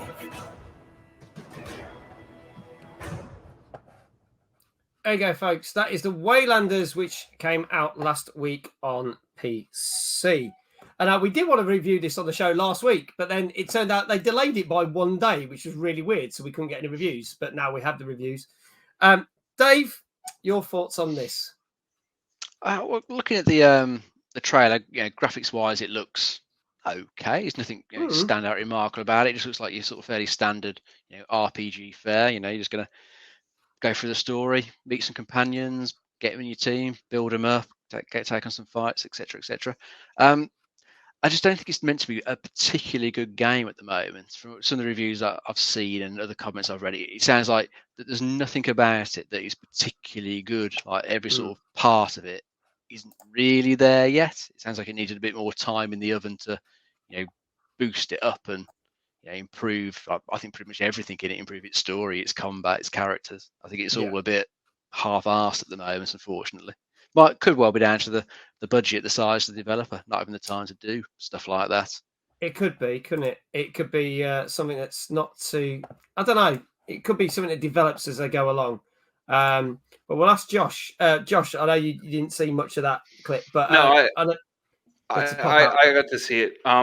This Okay. looks like a very ambitious game with a poor storyline.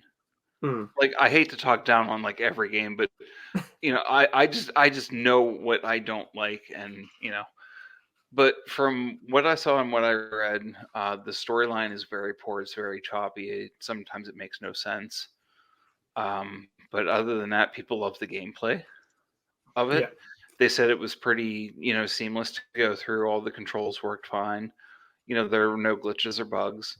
So, in my opinion, I would give this game a try, but if the storyline is boring me, it's getting uninstalled and returned. Yeah. Okay. So what do we reckon that Waylanders got? As the moment, this is only out on PC. Tiny has already said gets a 7 out of 10, possibly. Miharu said this could get an 8 out of 10. Miharu's like, oh, I want to play this one. But Big Jesse was saying, well, it started off well, but progressively looked shitter. Big Jesse's actually gone for a 6 out of 10. Sophie says, I missed the trailer, but I'll give it a 7.5. Dave, do you want to kick us off? What do you reckon this got? I'm going to go for a 6 as well. You're going for a 6 as well. And Josh? I would say this got a 6.5. Okay.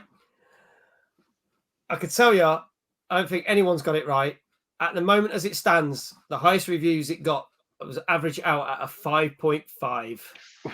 So it is very Definitely average not there yet. indeed. Yeah, very average indeed, unfortunately.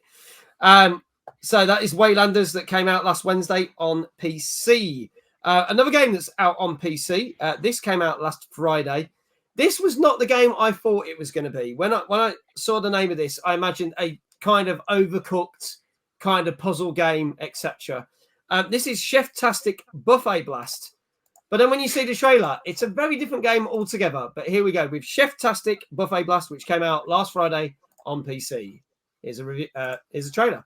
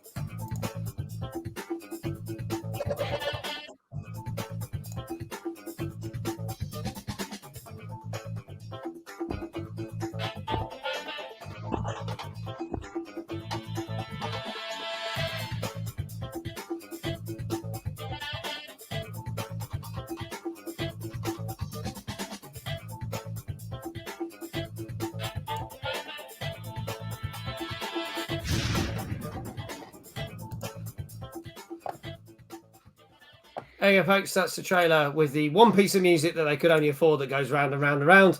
That is Cheftastic Buffet Blast out on PC. Josh, this reminded me of good old Smash TV, but obviously with vegetables and food ingredients, which is not what I was expecting from a game like this. But what's your thoughts? It is a retro top-down shooter. It's a fun time killer where it's you fighting mutant vegetables. You know, I mean, if you're into shooters and you're into like fast-paced things like Contra and old games like that, this reminds me of that without the side view of it. It's just that retro eagle eye view.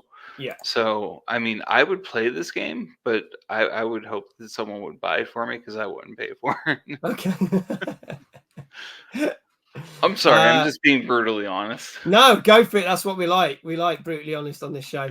I'd rather play Plants versus Zombies, says Mia Haru. Dave, your thoughts on this? Is it a retro yay or a retro nay? Oh, it's definitely a nay. I mean, that trailer is that was a boring trailer. Yeah. The music and stuff, it just did nothing to sell the game to you. The one thing I especially don't like about it is, I mean, it does show you like the quite cool character models in close up for the enemies, but then really all I could see coming at the player is just a load of red health bars. Yeah. Just swarming, but you can't see the enemies at all from the top down view. It just looks a bit bland and boring. I mean, there could be a good little fun shooter game in there, but couldn't tell it from that trailer. It looks shit. I know. A bit of an odd one, this. I don't think the trailer is doing it justice. Definitely not. I'm a bit like with Josh. I would give this a go if it landed in my lap. I would try it. I wouldn't go out my way to buy it or play it. Hey, Jesse's, sorry. My birthday's coming up soon. Hint, hint. So no, I'm just kidding. If anyone wants to buy any other game but this for Josh for his birthday, please do. Jesse says, I agree with Dave. I thought the close-ups of the options were great and the top-down wasn't great, but it might be fun. But Jesse's going for a 7.5. I would not even try this if it was free. Happy birthday, Josh, says Sophie. Thank you, Soph. 2 days. 2 days. 2 days to go. What do you reckon this got? I'm going to start with Josh. What do you think this got out of 10? Chat, get your scores in if you haven't already. I would say this got a low end, and I would definitely pick a 6. Okay.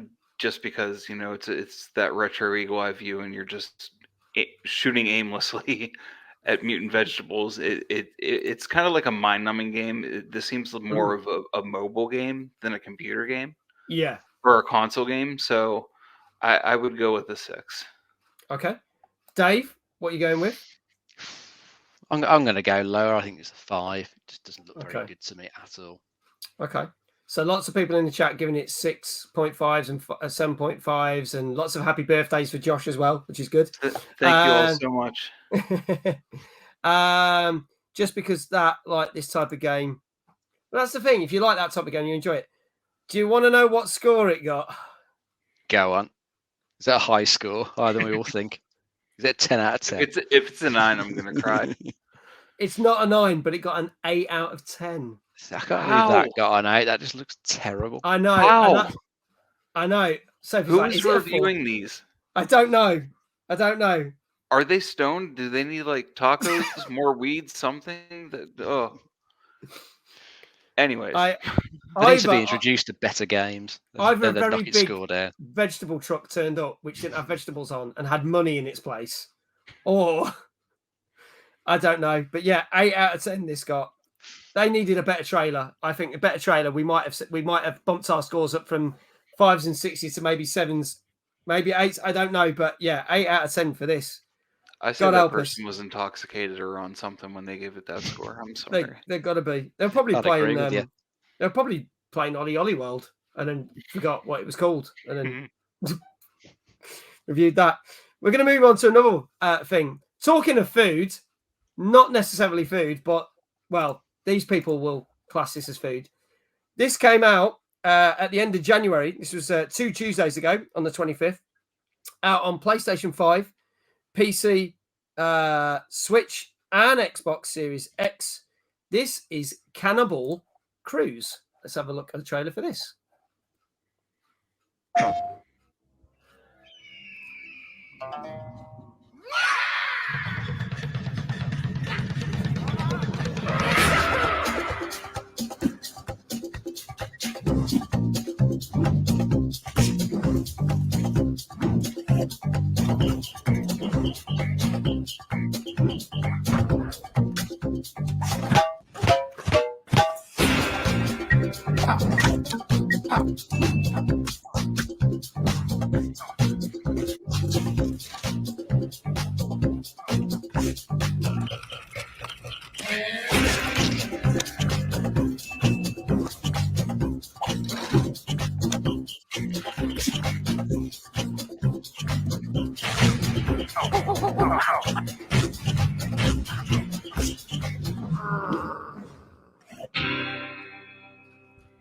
There you go. I don't know why I said Cannibal Cruise. Cannibal Cuisine, for some reason. That is, and it's also out on PS4 and Xbox One, which I didn't mention. This is more what I thought the last game was going to be, like an Overcooked style thing. But this does look like Overcooked if it was not for kids. You basically go around murdering people and cooking them and fighting as well at the same time. I like the look of this. This looks fun. This looks like good, wholesome, murdering fun. Fun for the whole family. Yeah, for all the family, and then put them in a pot and cook them. There you go. Dave, what do you reckon about this one? You can definitely see its influences, can't you? Yeah, the whole thing across the top of the screen telling you what to prepare, just straight from Overcooked. I don't think graphics-wise this looks quite as nice as Overcooked. I like the style of that one, but this looks like it could be just as good fun. I mean, we've had fun playing it, haven't we? Around at yours, a few of us getting together playing it. Great local multiplayer game. I think this could be as fun as that. I've heard the controls aren't quite as good, but so it probably needs a little bit of patch to tidy the control scheme a bit, make it a bit better. I think the one thing it does slightly different to Overcooked is when you get to like the last level of each world, it's got more like a challenge, might be like escaping from like a big like there's like a boss log that's following you, or you got to get into a fight or sort of boss to take on. So it's got a little bit of difference there just to mix it up a bit. But otherwise it's the same sort of thing. Cook something up, feed it to the god in this case, whatever it is. It looks perfectly serviceable as a Overcooked clone. It does. A couple of people already getting their scores in. Sophie says, I'll rate this at 8. She says, is this out on Xbox 2? Yes, it is. It's on both on Xbox One and Series X and S. Miyaharu's coming at 8.5, maybe even a 9. Maybe a 9. Final guess says Sophie 8.5. If it's an 8 now, I'm going to go mental. But Jesse says, I was going to say 8.5, but Sophie has changed that, so I'm going to say 8, so I'm more likely to be right. Josh, what are your thoughts on this one? This looks like a fun little game because you have to kill people and obtain human flesh to sacrifice to the god, and it's just kind of one of those things that when I was younger I was playing with sticks out by a fire. My stepdad took me out to camp, and I was like sacrificing that, like putting little acorn head tops on them, making little people, and then throwing them in the fire to sacrifice them. Scared the hell out of them. I had to go for a mental evaluation when we got home. And I was like, I was just playing. I was bored. They're sitting there drinking. I have nothing to do. So this kind of reminds me of doing that. It's definitely something that I would get into. Okay. So, gents, what scores do you think this has got? Lots of people saying this could be high. 8s, 8.5s, 9s I'm seeing. Dave, I'll start with you. What do you reckon this got?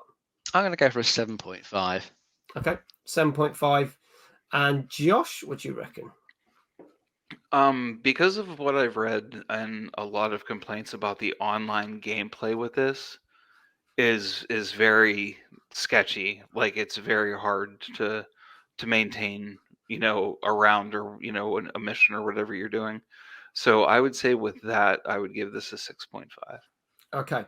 So even though this does make a fun kind of Overcooked clone, but with some different things to mix it up a bit and could be fun, as Josh has pointed out, the online element is a huge pain in the arse at the moment. Now, this has been out a couple of weeks and there's still issues ongoing with this now. And because of that this game gets exactly what Josh said, a 6.5 out of 10. So it's crazy. The game that looks better than the first one gets a lower score than the one that we all thought was shit. So there you go. Sophie's like, fuck! Josh, I'm going to fall out with you. There you go. How do you get 6.5? Miyaharu's like, the fuck? Tiniest pie. Everyone's like, fuck that, right? Everyone's saying, scrap my last message. I will not fall out with Josh. So there you go. Cannibal Cruise, which I would play more than Cheftastic. I'm not going to lie.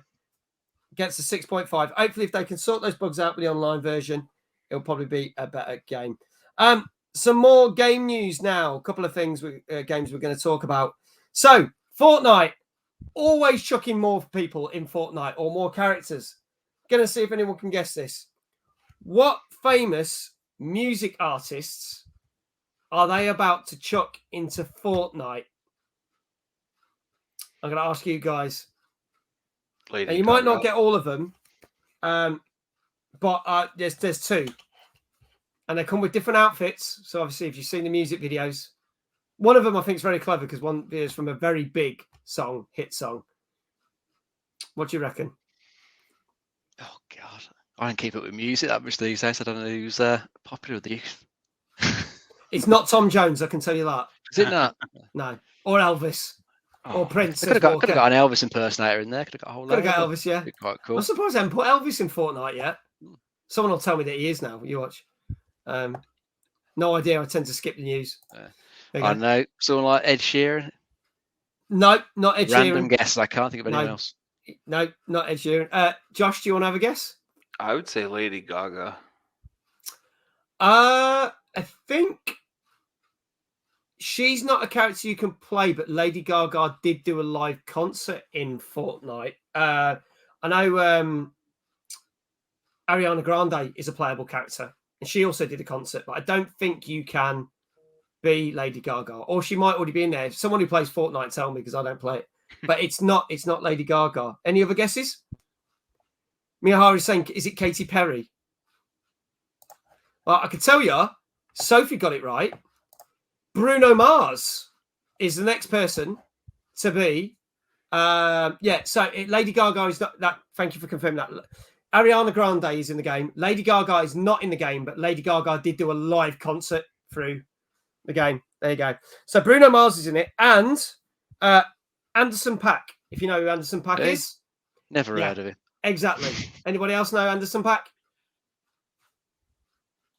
Anyway, so Bruno Mars is in the game. So look out for that coming with. No one. We don't talk about Bruno. Very funny. So they're coming to Fortnite very soon, and they've got their very own in-game radio station, so you can listen to Uptown Funk to your heart's content. If you weren't even bored of it already when it came out 4 years ago, whenever it was. Couple of things about Rockstar. Couple of big announcements, but nothing where you should go, oh!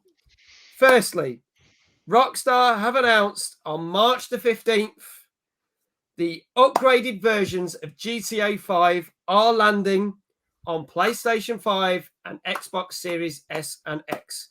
So next month, Grand Theft Auto, with a few bundled other things, which I'm sure Dave will mention in a minute, that is going live next month. And in the same week, they said GTA 6 is happening, people. They have started work on it. They've started developing it. We don't know when it's going to get released. We don't know how far away it is, but they have confirmed that they've started it. Whether that means they've just wrote GTA 6 on a piece of paper and stuck it on a board, we don't know. Or whether they've started getting... There's loads of rumours going around. I ain't even going to go into the rumours. But now we know that there is a GTA 6. I'm going to throw this out to the chat and the guys on the stream. Are we excited for it? But when do we think it's going to come out? Oh, I think it's still years away. I don't think we're going to see it anytime soon. It could be a 2024, 2025 release, I think. Okay. Yeah, because they've shown nothing of it, barely spoken about it for years. Yeah, it took them a long time to get Red Dead 2 out. And the amount of work, the amount of detail there is in that game, if they're putting the same level of detail and stuff in GTA 6, it's going to take them quite a long time to get it out there. Yeah. And they tend to want to get them out perfect. They don't tend to release them. Well, ignore the GTA remasters, which are buggy as fuck. But GTA like 5 and like Red Dead 2, I think they were pretty stable when they came out. They weren't too riddled with bugs. There would have been some stuff in there, but they weren't as bad as other releases we've had recently. So I think they're trying to take the time and make them decent. But I reckon it's going to be a while away. Okay. Josh, when do you reckon? What's your guess? I would say a release date of 2024. I think that Rockstar has been, they secretly work on projects all the time. and they're able to pump things out fast. But I think if they take their time with this and make it a lot better, without, I'd say, mid 2024. Okay. I'm going to go for later. And again, this is just a speculative guess. I reckon about 2026. I think it's going to be. I think they'll pump out over 2022, maybe 2023, more content for GTA 5 on all the generations. And then I think sometime, but I might be way off. We'll see. We'll find out. If we're still doing this show in 2026 or 2024, we'll find out what's happening. Sophie's guessing late 23 or 24. Walker fan, have a good stream. I'll see you soon. And I'll do a very special Mr. Holmes just for you. Have a good one. So I just Googled this, and apparently it's well underway. That's the exact words they said. But that could mean, as I said, they could have started developing, or they've just gone, GTA 6, what should we call it? Because it might not be called GTA 6 for all we know. Loyal Magic Gamer, thank you so much for the gifted sub. How are you? Can I get a shout out for Loyal Magic Gamer? That gifted sub is going to Twinsies. Hello, LMG. How are you? Long time no see. Great to see you, lovely. Great to see you. I'll get a shout out if Prince is there. Before we move on to our next game, one little news story. You were talking about this game earlier, Josh. It Takes Two. Yes. Was a massive success last year and picked up numerous awards. Even though it's classified as EA, under the banner of EA, it's still technically a smaller studio that made it, because it's the same studio that made the game Way Out. I'm going to put this question to you. The game is not even a year old, but how many million copies do you think it's now sold? How many million copies? Yeah. I'd say 2.5. Okay. Dave? 5 million. Bang on the money. 5 million. Yes, it is. Ooh. It has sold 5 million copies. Now, the interesting thing is, just before Christmas, it had only shifted 3 million. So, bearing in mind, it came around about May last year, I think it was, Dave, wasn't it? May last year? Yeah, something like that. So, the first couple of months, it shifted about 3 million. But then over Christmas and with all the nominations at the Game Awards, it shifted another 2. So that shows you how well it's doing. And it is a great game. I absolutely love it. So I don't know if Last Shot Gamer is still here, but there you go. You and Josh are one of those 5 million people who've been either bought the game or played the game. So there you go. We're going to move on to some more games now. This came out also on just after Cannibal Cuisine. This is called Summertime Madness. This is out on PlayStation 4 and 5, Xbox Series X and S and 1, and on PC and Switch. Hello, Lord, beautiful people. I'm fine. Hard at work. Oh, work no fun. Oh, boo. Boo to work. Boo to work, LMG. Boo to work. I appreciate that you're here, though. You'll have to stop by our streams whenever we play It Takes Two. I post a live announcement for everyone in the Discord because I can't stream and play at the same time.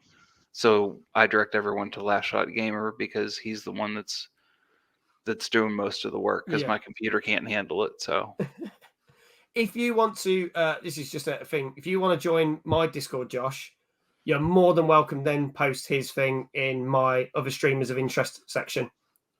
You'll have to send me a whisper.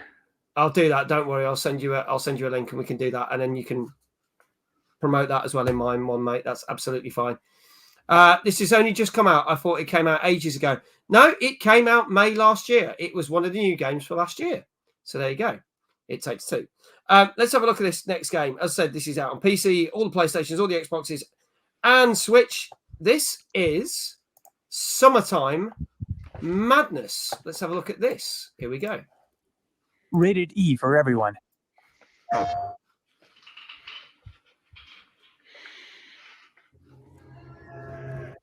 The city of Prague was under siege, ravaged by war. Buildings were falling, churches were burning, and everything was to be washed away. A painter lived there, isolated from the outside world.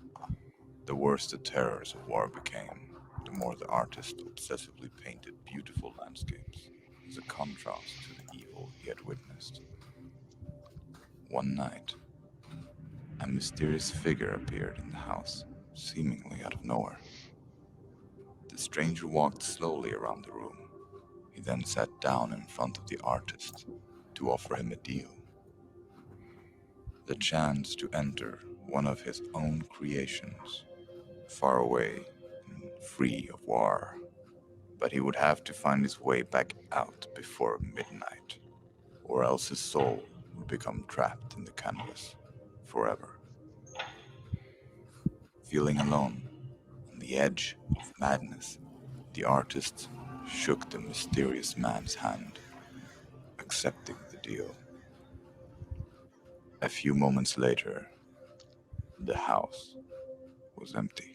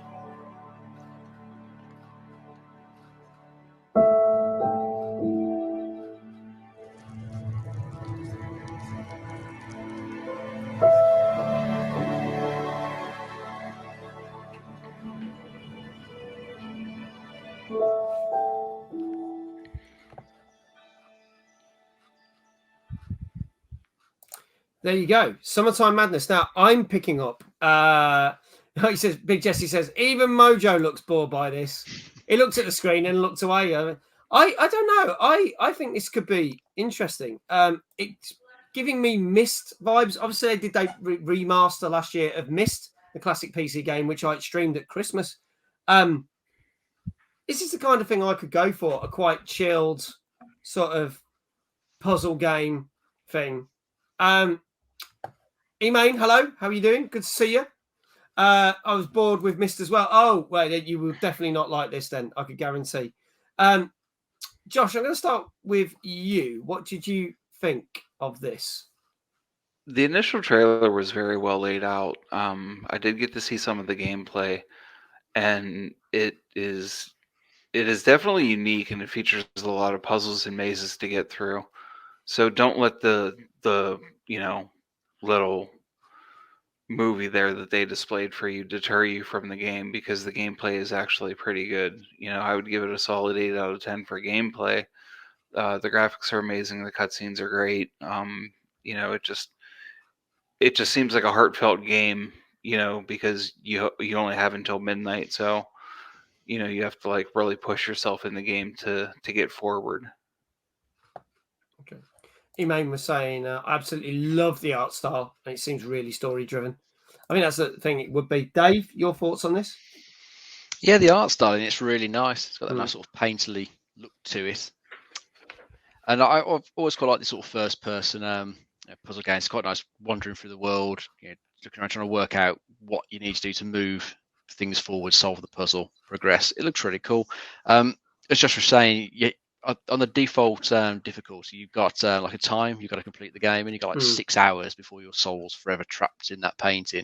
But they do give you a couple of other options. Well, if you don't want to feel like rushed by the 6 hours, you can play a mode where there's no time limit. You can just take your time, explore, solve it in your own time. Or if you're a bit of a sadist, you can do another option for 3 hours.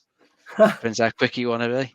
I think I'd probably just go for the difficulty where you've just got all the time in the world to do it. I think I'd enjoy it more that way than getting like pushed just like a 6 hour limit. Yeah. Okay. What do we reckon this got then? Summertime Madness. What scores? Chat, get your scores in. Now, out of 10, what you think this game got. Sophie said earlier, I generally thought this came out ages ago. I wonder what game I'm thinking of then. I'm not sure which game you're thinking of.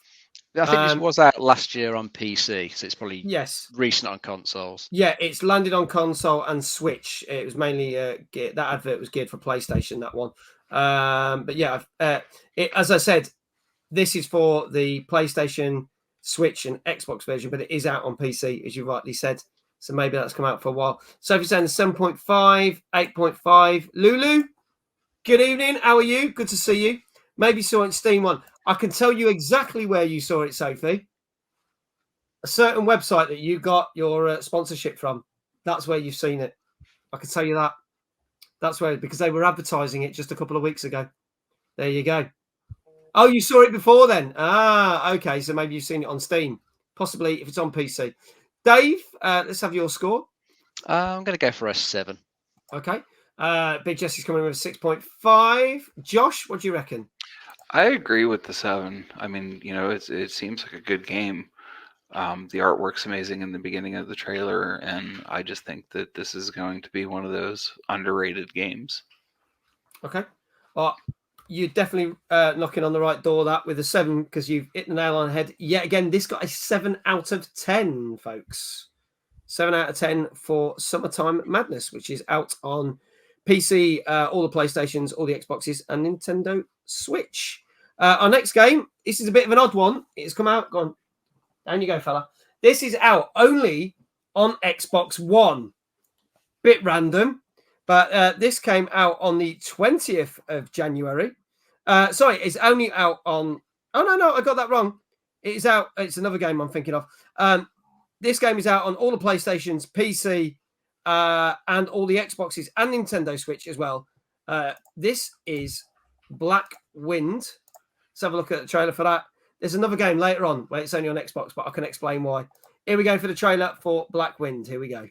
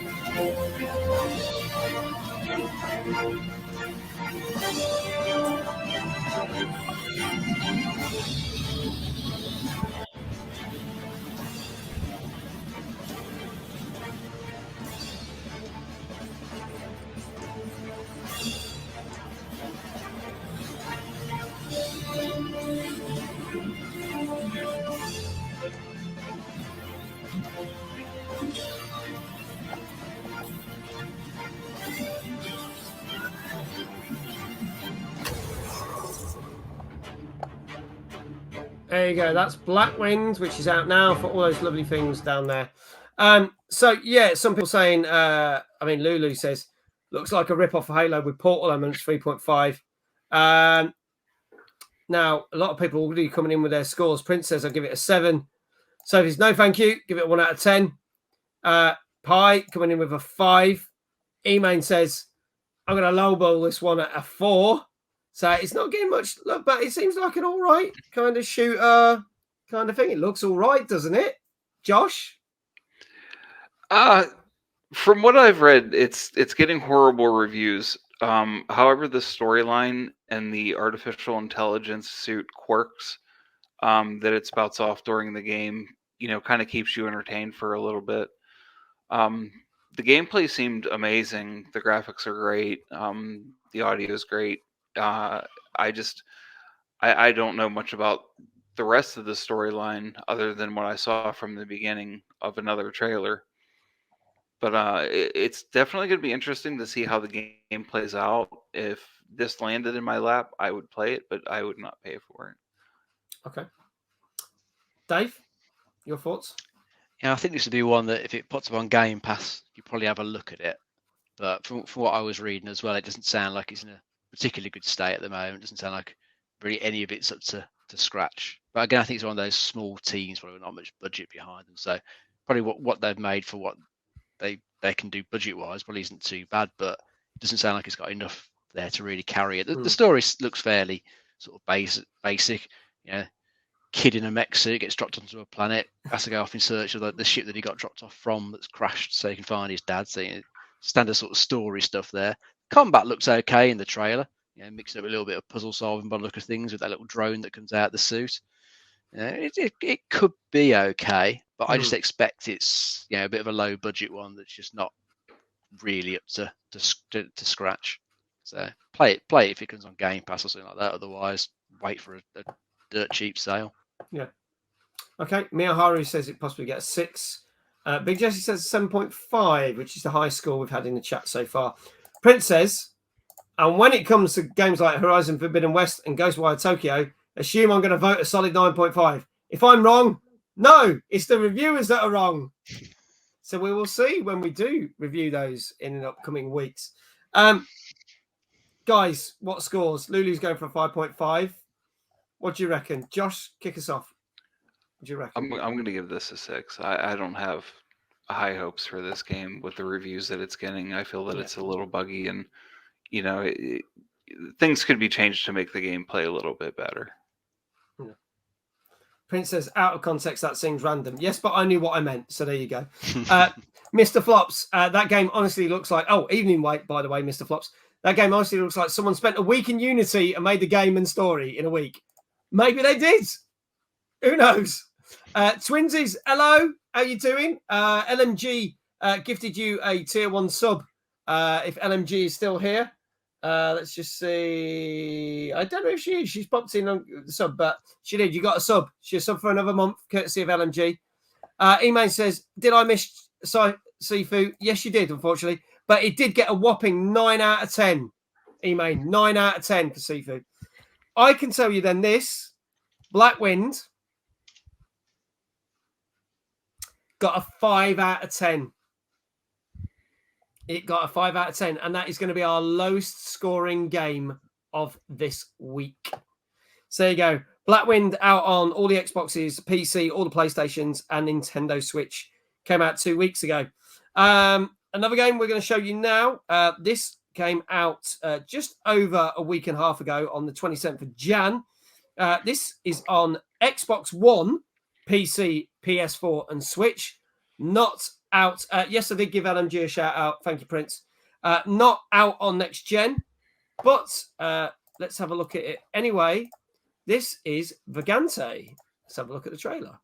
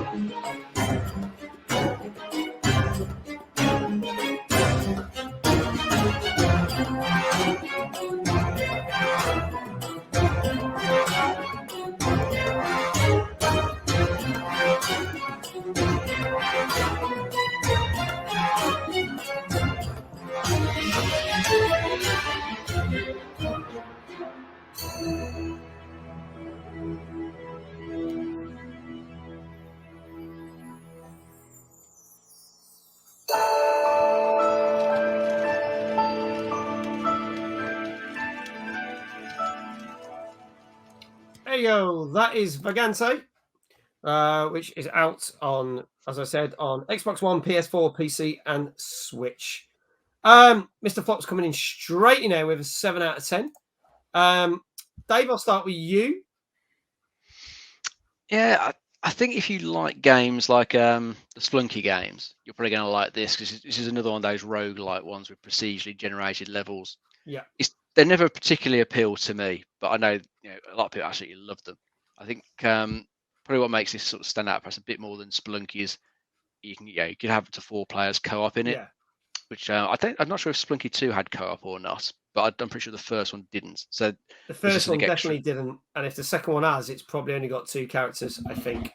Yeah, so you can get 4 of you adventuring around in here, and you can each pick a different class and sort out your play style, and fight the enemies kind of how you want. Lets you sort of mix it up a little bit, which is probably going to be quite cool for people who like the sort of game. As I said, that these just never appeal to me. I always prefer something more of a narrative, proper structure to it. I'm just not a fan of them at all. Okay. Paul Newton, good evening. He's just arrived. He says, I'm here. Hello, good to see you. Just to recap, Mr. Flops is going for a 7, Lulu a 7.5, Pi with a 6, Sophie with a 5, Prince with a 7. Paulie waves at everyone. Everyone waves back at Paulie. There you go. We're a friendly lot here. Prince wave back as well. There you go. Hello, Prince. We'll wave at Prince. There you go. Just do this all night now. There you go. Josh, your thoughts on this one then? This takes me back to the old NES days, with the single layer, jumping and swinging, kind of Mario, Mario Pitfall Twist. It does have a Zelda-like gameplay for the storyline, which is pretty unique. There are side missions that you can complete, but they really don't do anything besides, just up your skills. Yeah. I really haven't heard too much about this, good or bad. So I'm going to give it a chance, and I would say that I would definitely give this a chance. Yeah. Okay. All right. Now, what did we get it? Lots of people have given scores already. Seems to be getting quite good scores in the chat. Everything from average 5s all the way up to 7.5s. Guys, what are we saying? Josh, I'll start with you. What score do you reckon? I would say this got a 7. Okay. Dave? I'm going to score it an 8 because these sort of things are pretty popular and score well. Okay. Big Jesse wasn't a fan, going for a 5.5. Miyaharu's going with you, Dave, going for an 8 as well. I can tell you it got... Oh, Paul's been controversial. 2. No, it's not on Stadia, Prince. No, it's not on Stadia. Just so you know. That can influence your score. All right, then give us a different score because it's not on... Go for it. What is it? It's a 7. Right, okay, right. It's a 7. Just go for a 7, as evening, Chelsea. How are you? She says, amazing. Hello, you amazing humans. Hi, Chelsea. How's it going? Professor Stork. Good evening. Good to see you. How is it? If it was a yes on Stadia, it'd be a 2. Well, I can tell you that Vagante gets a 7.5, which is a decent score. So if you fancy checking that out, that has been out almost 2 weeks now. And it's on Xbox One, PS4, PC, and Nintendo Switch. Now, one of the things that happened last week, which sometimes we make a big song and dance about, and sometimes we don't, and we're not really going to talk too much about this, is that there was another PlayStation State of Play online conference.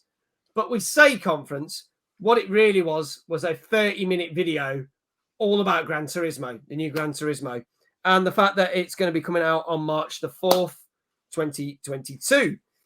So we got a more in-depth look. Now, interestingly enough, after that, the next day, I believe, if I've got that correct, Dave, they then did a similar thing with Ghostwire Tokyo, didn't they?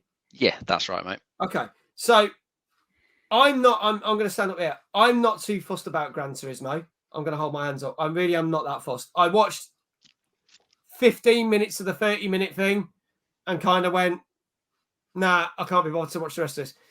Ghostwire Tokyo has got my interest more than this. So which one out of the 2 are you more interested in? And chat, say which one you're more hyped for, Ghostwire Tokyo or Gran Turismo 7. I'll also ask Josh in a second, but Dave, tell us which one you're hyped for and why.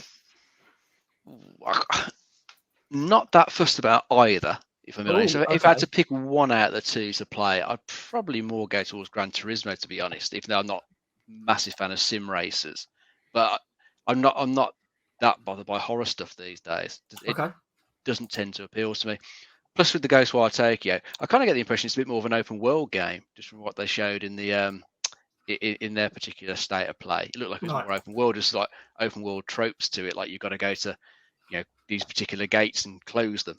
It's got bits like that in a city. There'll be multiple of those.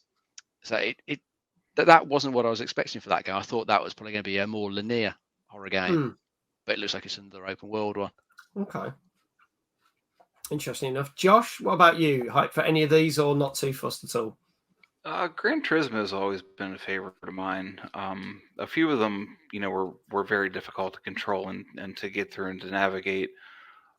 So I'm really hoping that they fixed a lot of that in the new one, so that it's just seamless and you can go to everything instead of everything being a mess on the screen. So I mean, I would definitely lean towards Gran Turismo. I'm a car guy, and I like racing. So as long as the gameplay is good, I'll get into it. If not, it's going back to the store. Okay. Prince says, why is he hating on Deathloop and Ghostwire lately? Talking about you, Dave.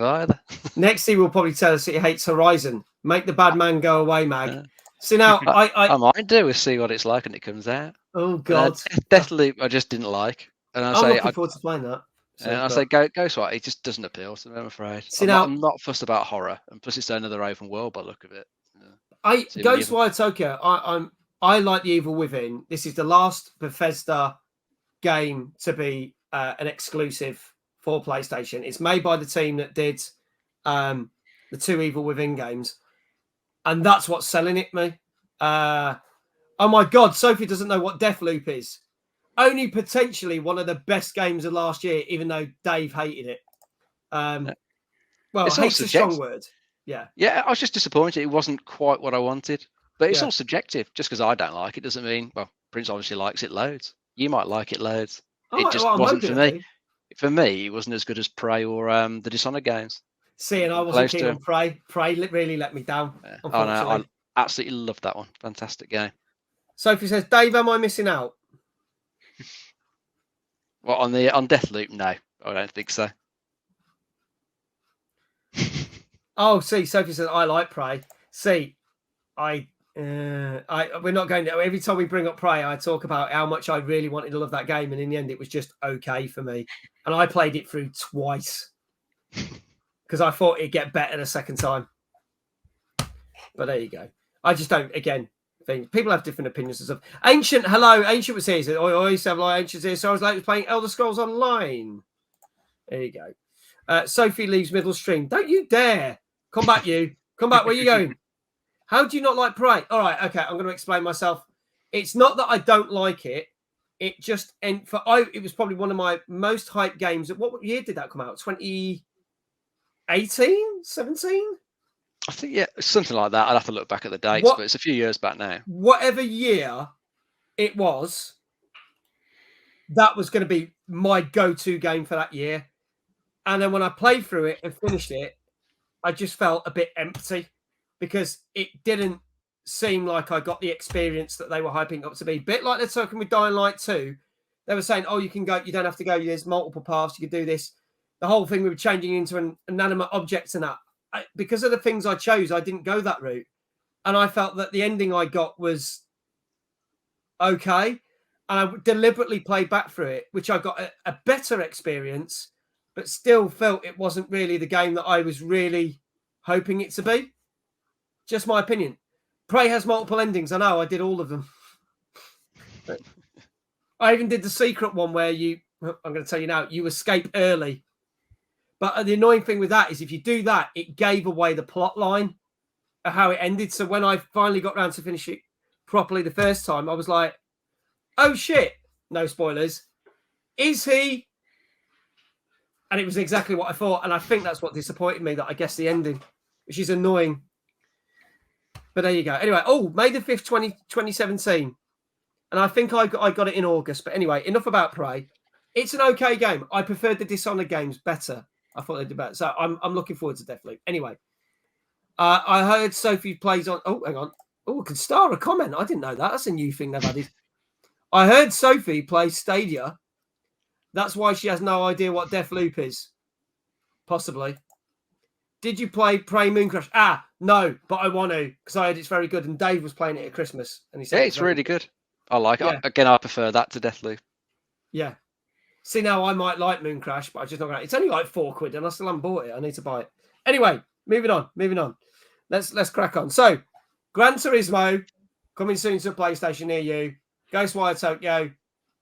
Either play all of them, one of them, none of them. It's your choice. Don't let us influence you. Maybe. We'll see. Right, our last 2 games of tonight. Now, this is the odd one that I got confused with earlier.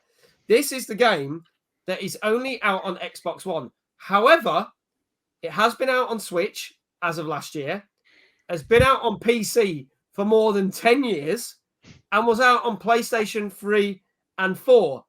But it's only made its way onto Xbox on the 21st of January. This, weirdly, is Mousecraft. Let's have a look at it.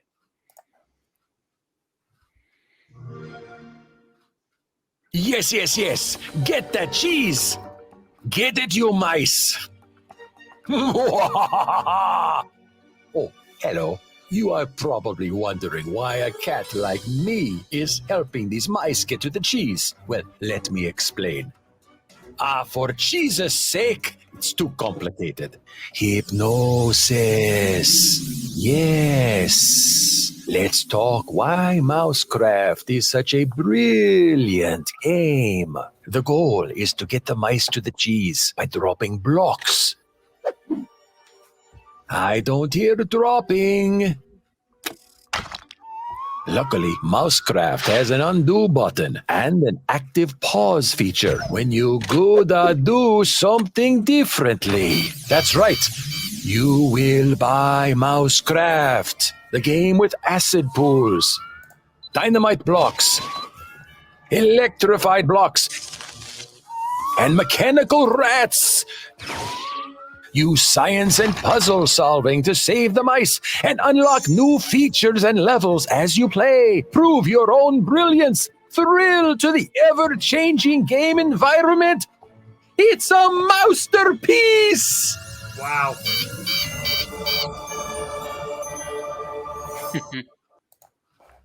Puns galore. That is Mousecraft. Now, Prince wants me to say the name of that game that I couldn't say. It was Revelry Knights Tactics. That was the game. There you go. Hello, Gray. How you doing? He says, what a pile of crap that is. The only bit that made me laugh is when I actually crushed the mice, which is bad. Is that a cheese pun? I camembert it. Game looks Goda, though. Oh, this is too trippy. Sophie was saying, this game, I looked at the trailer recently and wondered what drugs I was taking. I didn't even do drugs. There you go. So this is technically quite an old game, but it's finally meandered its way onto Xbox. I'd say it's more for kids, really. It's a kids' fun puzzle game. Dave, I'll start with you. What do you think of this? I thought it looked like probably an okay puzzle game. It looks a bit dated. You say it's been around, 8-10 years across various platforms. Never come across it, though. It's been around that long. First time I've actually heard of it. But looking at the trailer, it kind of reminded me of like two things. It kind of makes me think of Tetris just because of the block choices, the shapes they've picked there. And it kind of reminded me of Lemmings. Do you remember Lemmings? Way back on the old Amiga 500 days? Just because, you've got these characters that you're not directly controlling, but you've got to put blocks and stuff in places to guide them round, get them to the cheese in this case, or it used to be the exit in back in the old Lemmings games. It kind of reminds me of that, and I kind of, because of that association, I probably would give it a go if it was on Game Pass, if it popped up cheap somewhere on a sale, because it looks like it probably would be quite good fun. Just trying to work. I quite like doing a bit of puzzle solving. I'd have a look at it. Okay, Sophie, I'm not going to go back over the thing to do with Prey, but I'm sure that when we have a chat till 3 a.m. again, like we did last week, I will tell you. We were just chatting about games till the early hours of the morning. I'll explain it. So remind me and I will explain it, but I'm not going to go back over that now. People are saying, does look like Lemmings. Would this be a game that I stream? Possibly. But I am going to stream, as we talked about last week, Paparazzi when I reach 1,000 followers. Josh, your thoughts on Mousecraft? I'm gonna guess on this. No, it looks like a very fun puzzling game with a lot of features and challenging levels. I do agree with you, Mag, that it is probably more targeted to younger people than older people. like someone else that the game does look very dated, but I mean, how often do you get to crush mice legally and not get, in trouble for it? So Yeah. It definitely has that Tetris style, puzzle game to it. So I would give it a try, but I don't really see myself playing that for like more than 45 minutes. Yeah. Okay. So what do we reckon that Mousecraft got out of 10? People, get your scores in the chat. What did Mousecraft get out of 10? Dave, I'll start with you. I'm going to go for a 7. We're going for a 7. Sophie's going for a 7 as well. Ancient's going for a 7.5. Big Jesse's going for 7.5. Just ask Mag about paparazzi later. Yeah, do it later. Put it in the notes. Put it in the notes, Pi. Pi says 8 out of 10. Gray says 0 out of 10. Oh dear. Josh, what do you reckon? I say it got a 7 as well. Okay, a 7. Prince says the whole having to pay energy for levels and waiting each day for more. Ugh. Oh, and a 7. He was talking about the lemmings on mobile, I believe. Miyaharu says 7. Everyone's going for 7s. I can tell you it got an 8 out of 10. Oh, pretty good then. So pretty good. So if you did like the look of it and you weren't too tripped out by the hallucinogenic hypnosis, go check it out. It is on pretty much everything, including PS3, if you can still get stuff on PS3. But there you go. It's on PC, Switch, PS3, PS4, and now Xbox One. Our last game review of the evening. This came out Tuesday last week. This is a thing we hear literally every week, Dave. You'll be great to hear the kind of game this is going to be. But this is Maglan Lord, out on Switch and PS4. I'll explain more when you see the trailer, but you'll know what we're talking about straight away. Rated T for teen.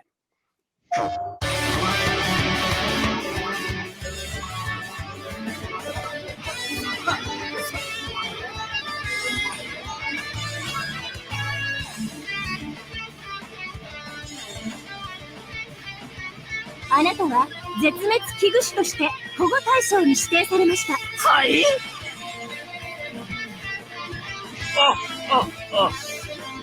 いことじゃないですか。何これ、キモかわいい。絶対にこの俺がぶっ倒してやるからな。と、私とですか？あなたが本気のマスターです。いいぞ。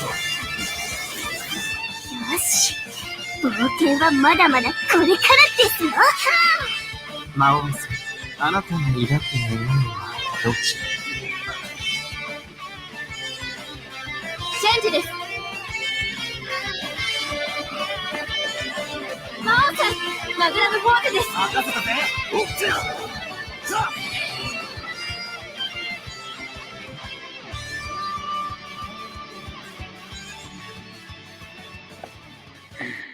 There you go, Maglan Lord. 2022, 2021 was the year of there's a JRPG out every week, and me and Dave have to bloody talk about it. 2022, we're averaging one every 2 weeks. It's getting better, people. We don't have to talk about them. You can leave them out, you know.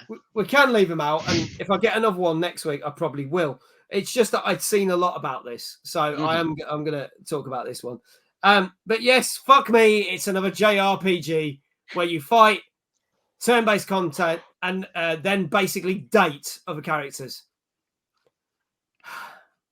Sounds thrilling. Right. Josh, you want to kick us off with this one?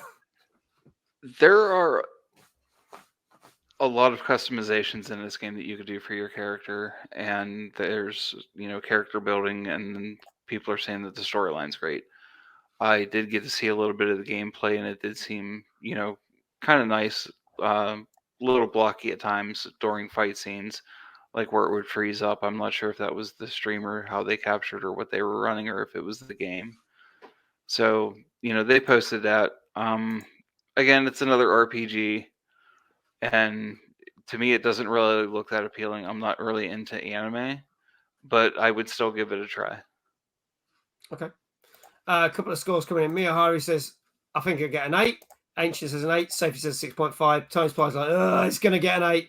Miari said, date them all as long as they have big boobies and big bums. There you go. Over the game. It's not about how big the boobs are, it's how big the weapon is, apparently, in these games. Dave, your thoughts? Yeah, it looks like your fairly standard JRPG that we've seen week in, week out. I suppose it's got a bit of dating thrown into it as well, but otherwise, yeah, it's going to be the same as using it. Build up a team, upgrade your equipment as you go. Same old, same old. Graphics wise, looks okay. The more static screens that had nice, anime style to it. That looked pretty good. The main gameplay looks a bit, average to me. Yeah. Again, if you like JRPGs, and I don't know if this is part of a series or not because I don't follow it, but these sort of games usually have a fairly big following, don't they? So I bet there's some fans are going to pick this up and love it. But it's another skip for me. It doesn't appeal to me. It doesn't grab me at all. Prince says the gameplay looks about as fresh as FIFA. So it's about 20 years old then. Let's get your scores. Chat, you've already got some scores. Anyone who's not given a score out of 10, please do so now in the chat. Josh, I'll start with you. What do you reckon that Maglan Lord got? I would say this got an 8 because of the following that it could potentially have, like Dave said. If you market this to the right audience, it'll definitely sell, especially with the anime drawings and how the portraits are. So I'd say an 8. Okay, Dave, what do you reckon? I'll go slightly higher. I'll go for 8.5. Ooh, yeah, okay. Probably got a decent following, so I'm surprised if it doesn't get a good score. Okay, all right. You want to know what it got? Go for it. 7 out of 10. Got a 7 out of 10. Hello, Shah. Shah just put 7 just before I said it as well. Hello, Shah. How are you doing? Everyone who put 8. No, sorry, 7 out of 10 on this one. You got a 7. Well done. Just arrived. No idea. You got it right anyway. Don't matter. Perfect, just take the win. Take the win. It doesn't matter. Prince says, I'm not happy about getting that right. Tough shit. Nothing I can do, mate. You guessed it correctly. What do you want me to do? So there you go. Maglam Lord got 7 out of 10. We haven't finished our show just yet, but I'm going to do a quick run through the games we've talked about tonight, and then we've got 2 more little things we're going to do before we close up. Dying Light 2, which was out last Friday, got a 7 out of 10. Life is Strange, the Remastered Collection, which was out last Tuesday, 7.5. Sifu, out today, got a 9 out of 10. Ollie Ollie World, also out today, got an 8.5. The Waylanders, out on PC last Wednesday, got a 5.5. Cheftastic Buffet Battle, or whatever the hell it's called, out last Friday, somehow managed to get an 8 out of 10. The Cannibal Cuisine, out on Tuesday the 25th of Jan, got a 6.5. Summertime Madness on Wednesday the 26th of Jan, got a 7 out of 10. Blackwind on Thursday the 20th of Jan, got a 5 out of 10. Vagante on the 27th of Jan, got a 7.5. Mousecraft out on the Friday the 21st, got an 8 out of 10. And Magnum Lord, which came out Tuesday last week, my mistake, got a 7 out of 10. Ancient says, wait. Dying Light 2 got a fecking 7. No, it got a 7, mate. There were scores lower than that. It got lower than 7. However, I disregarded a lot of the reviews that came out before the day 1 patch. So a lot of the reviews came out a couple of days early. I only counted the ones that were a day before and on the day and the days after, and they were more favourable. So if I'd done it based on that, it would have got a lot shitter score. GameSpot gave it less than a 6 out of 10, I think. So there you go. And they didn't even do a final review yet. That's what they put, a preview review. Whatever the frig that is. So yeah, they'll probably put the review out next week. We're done talking with it. Before we finish, 2 things. Now, last week we started our 100 games you should play before you die. We have this wonderful little chart. Last week we asked who has played Tetris, and everyone in the chat pretty much had played it. So we rubbed it off on there. So you got nice little Tetris blocks, as you can see. This week's game, let's see if Dave, myself, and our guest Josh have played this game. I'm not going to tell you what it is. I'm going to play the trailer. Chat, if you've done this, if we get the majority of the chat and everyone, we will scratch this off for the next thing. So here we go. Let's see what game it is. Here's the trailer.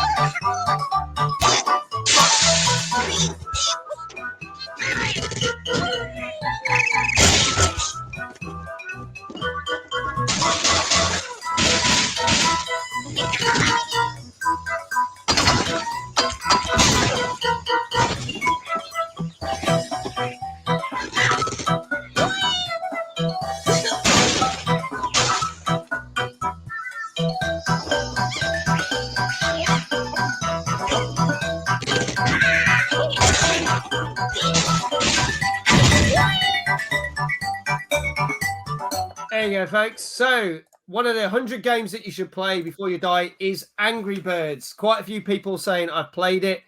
Sophie, Pie, Gray, Prince, Ancient. I haven't played this in years. I'm surprised it's still going now, making games for it. We're talking just the first one, Emain, the first one. Says, anyone seen the films? I've not seen the films. There's Angry Bird films. I think there's 2 Angry Bird films, but I've not seen them. I have been on the Angry Birds ride at Fort Park, though. There's an Angry Birds ride. It's actually really good. It's one of those 4D cinema things. It's good fun. Question is, Dave, have you played Angry Birds? I have indeed, mate. Good. Josh, have you played Angry Birds? I have Angry Birds Star Wars on my phone right now. Yes, right. It is pretty much a full-on. We're going to scrape this off. Angry Birds is definitely one of the 100 games to play before you die, and I'm going to scrape this off here, and then you can see what it is. As I say, this when we're finished with this, only 98 more episodes to go, Dave. When we've done this was going to be framed up on the wall behind me, and just so you can see, we have a little Angry Bird. There we go, folks. There we go. So we are. Can we make it free for free next week? What is the game that's going to be next week? We will have to see. Now, before we finish, I was trying to get a clip of something rather amusing. We were talking about GTA 5 coming out with the new versions in March. GTA 6 is well underway, as I said. But have you played Batman Arkham GTA? It was modded and a video came out this week. Someone has basically made Batman Arkham games in GTA 5. I'm not going to play you the whole video because it's really long. But here is a little bit of GTA 5 Batman. Here we go.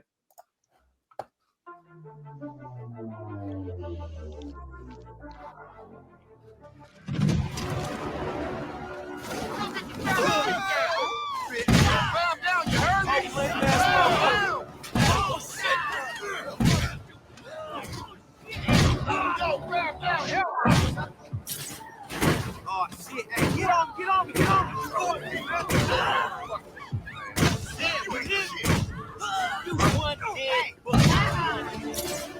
We got a ball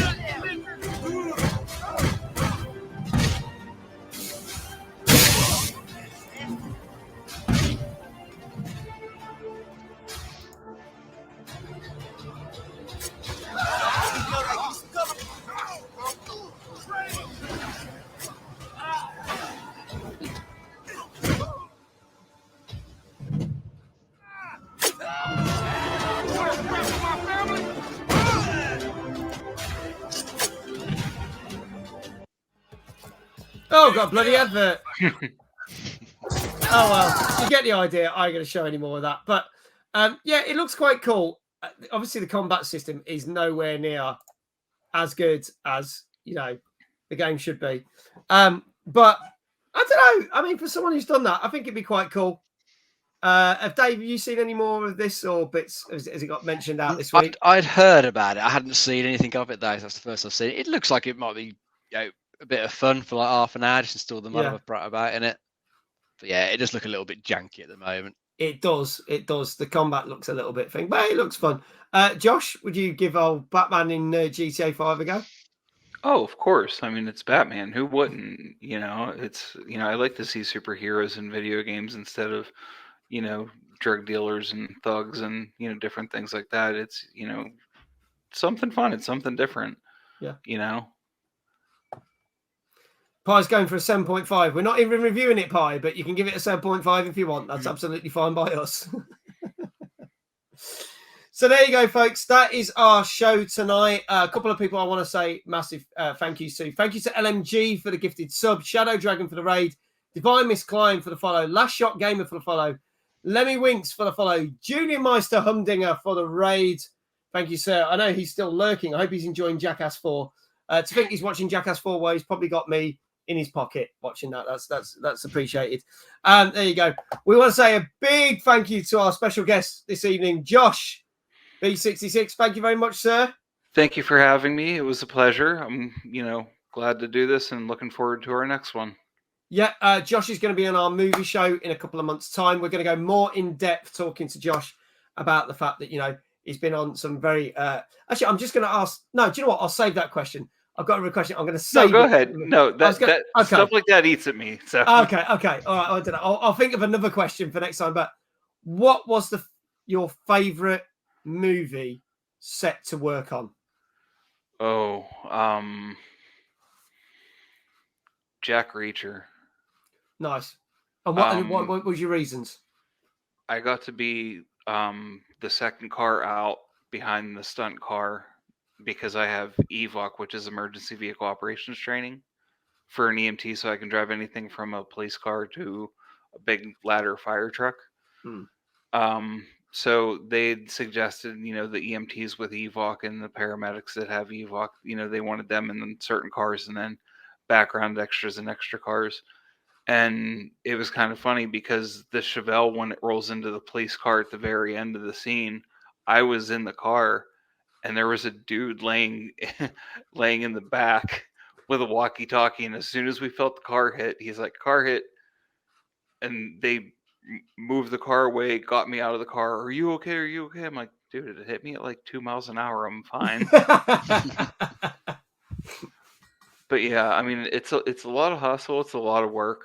It's a lot of sitting around doing nothing for hours until you're selected. And if they cut your scene, then, you still get paid. But, I at least have a wall that my girlfriend made of all of my movies and TV shows that I've been in. So we got pictures downstairs everywhere for that. We will go more in depth in conversation about the films and TV shows that you've been on when you're on our movie show in a couple of months' time. Thank you for being such a great guest, Josh. We really appreciate it. Thank you for having me, Mag. I really enjoyed my time here. You're very, very welcome. Thank you always to my co-host, Dave, the co-host that knows the most. Thank you to everybody in chat. And thank you to my mods and my angels that run my Discord. Greatly appreciated. We are going to do a raid. Let's see who is on.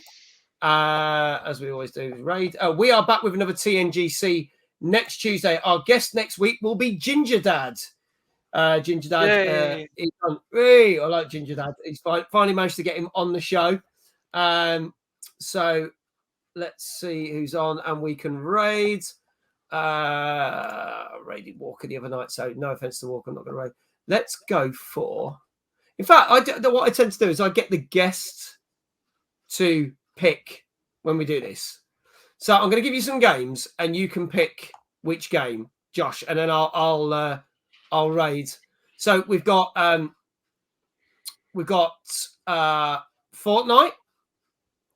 we've got Warzone, we've got Destiny 2, we have got Escape from Tarkov. Or we have got the Legend of Zelda, but I don't know which Zelda game it is. Which one would you like to go for? We'll do the fourth one you mentioned. So that was that. Escape from Tarkov. Vile Porn is playing it. Yes, we raided him right at the start of the year. He's a mate of Prince's who's there. He even said, look, you suggested it. So let's do that. Let's go raid that. Now, Ginger Dad, funny enough, plays Escape from Tarkov as well. He's our guest next week. So let's do this. Let's pop it in here. There you go. He's got 4 people watching. He's been on a while. Let's go support him.